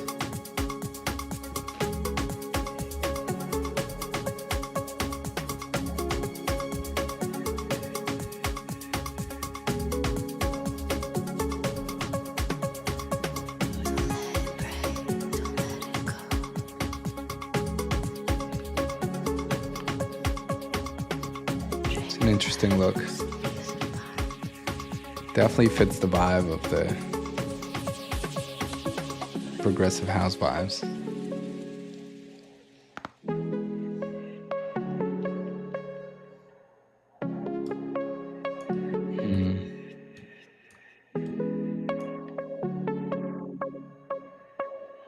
Always moving, nowhere to go.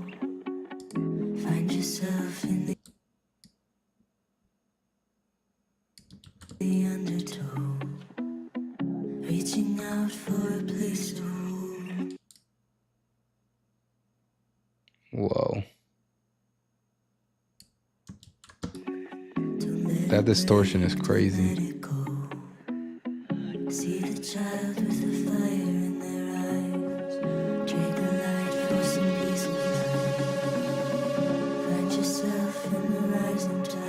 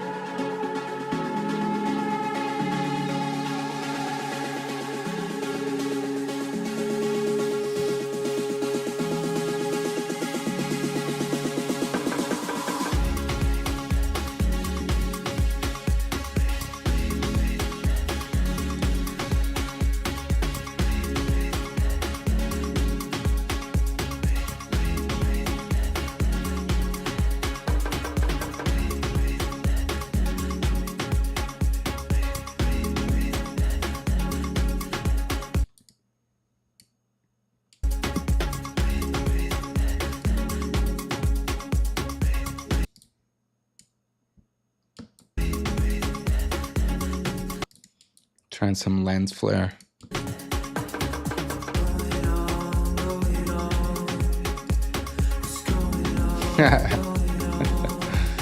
Oh, so crazy. This is like headlights, cameras right at the headlights. But maybe what we can do is match the light here like this. And then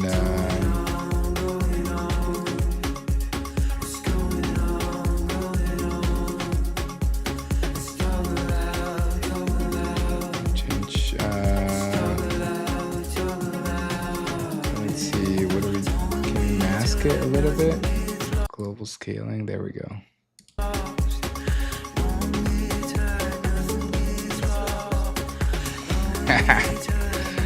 We're just throwing a bunch of stuff together.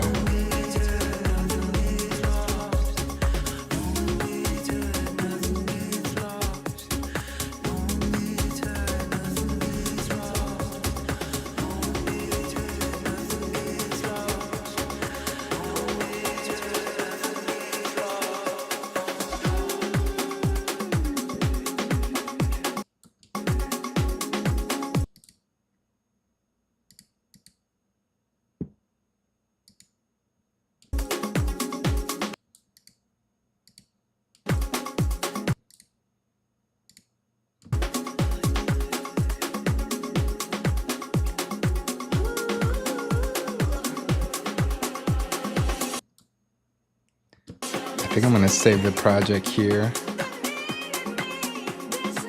and we'll continue tomorrow. Time to get some rest. Thanks for the hang. We'll do it again soon.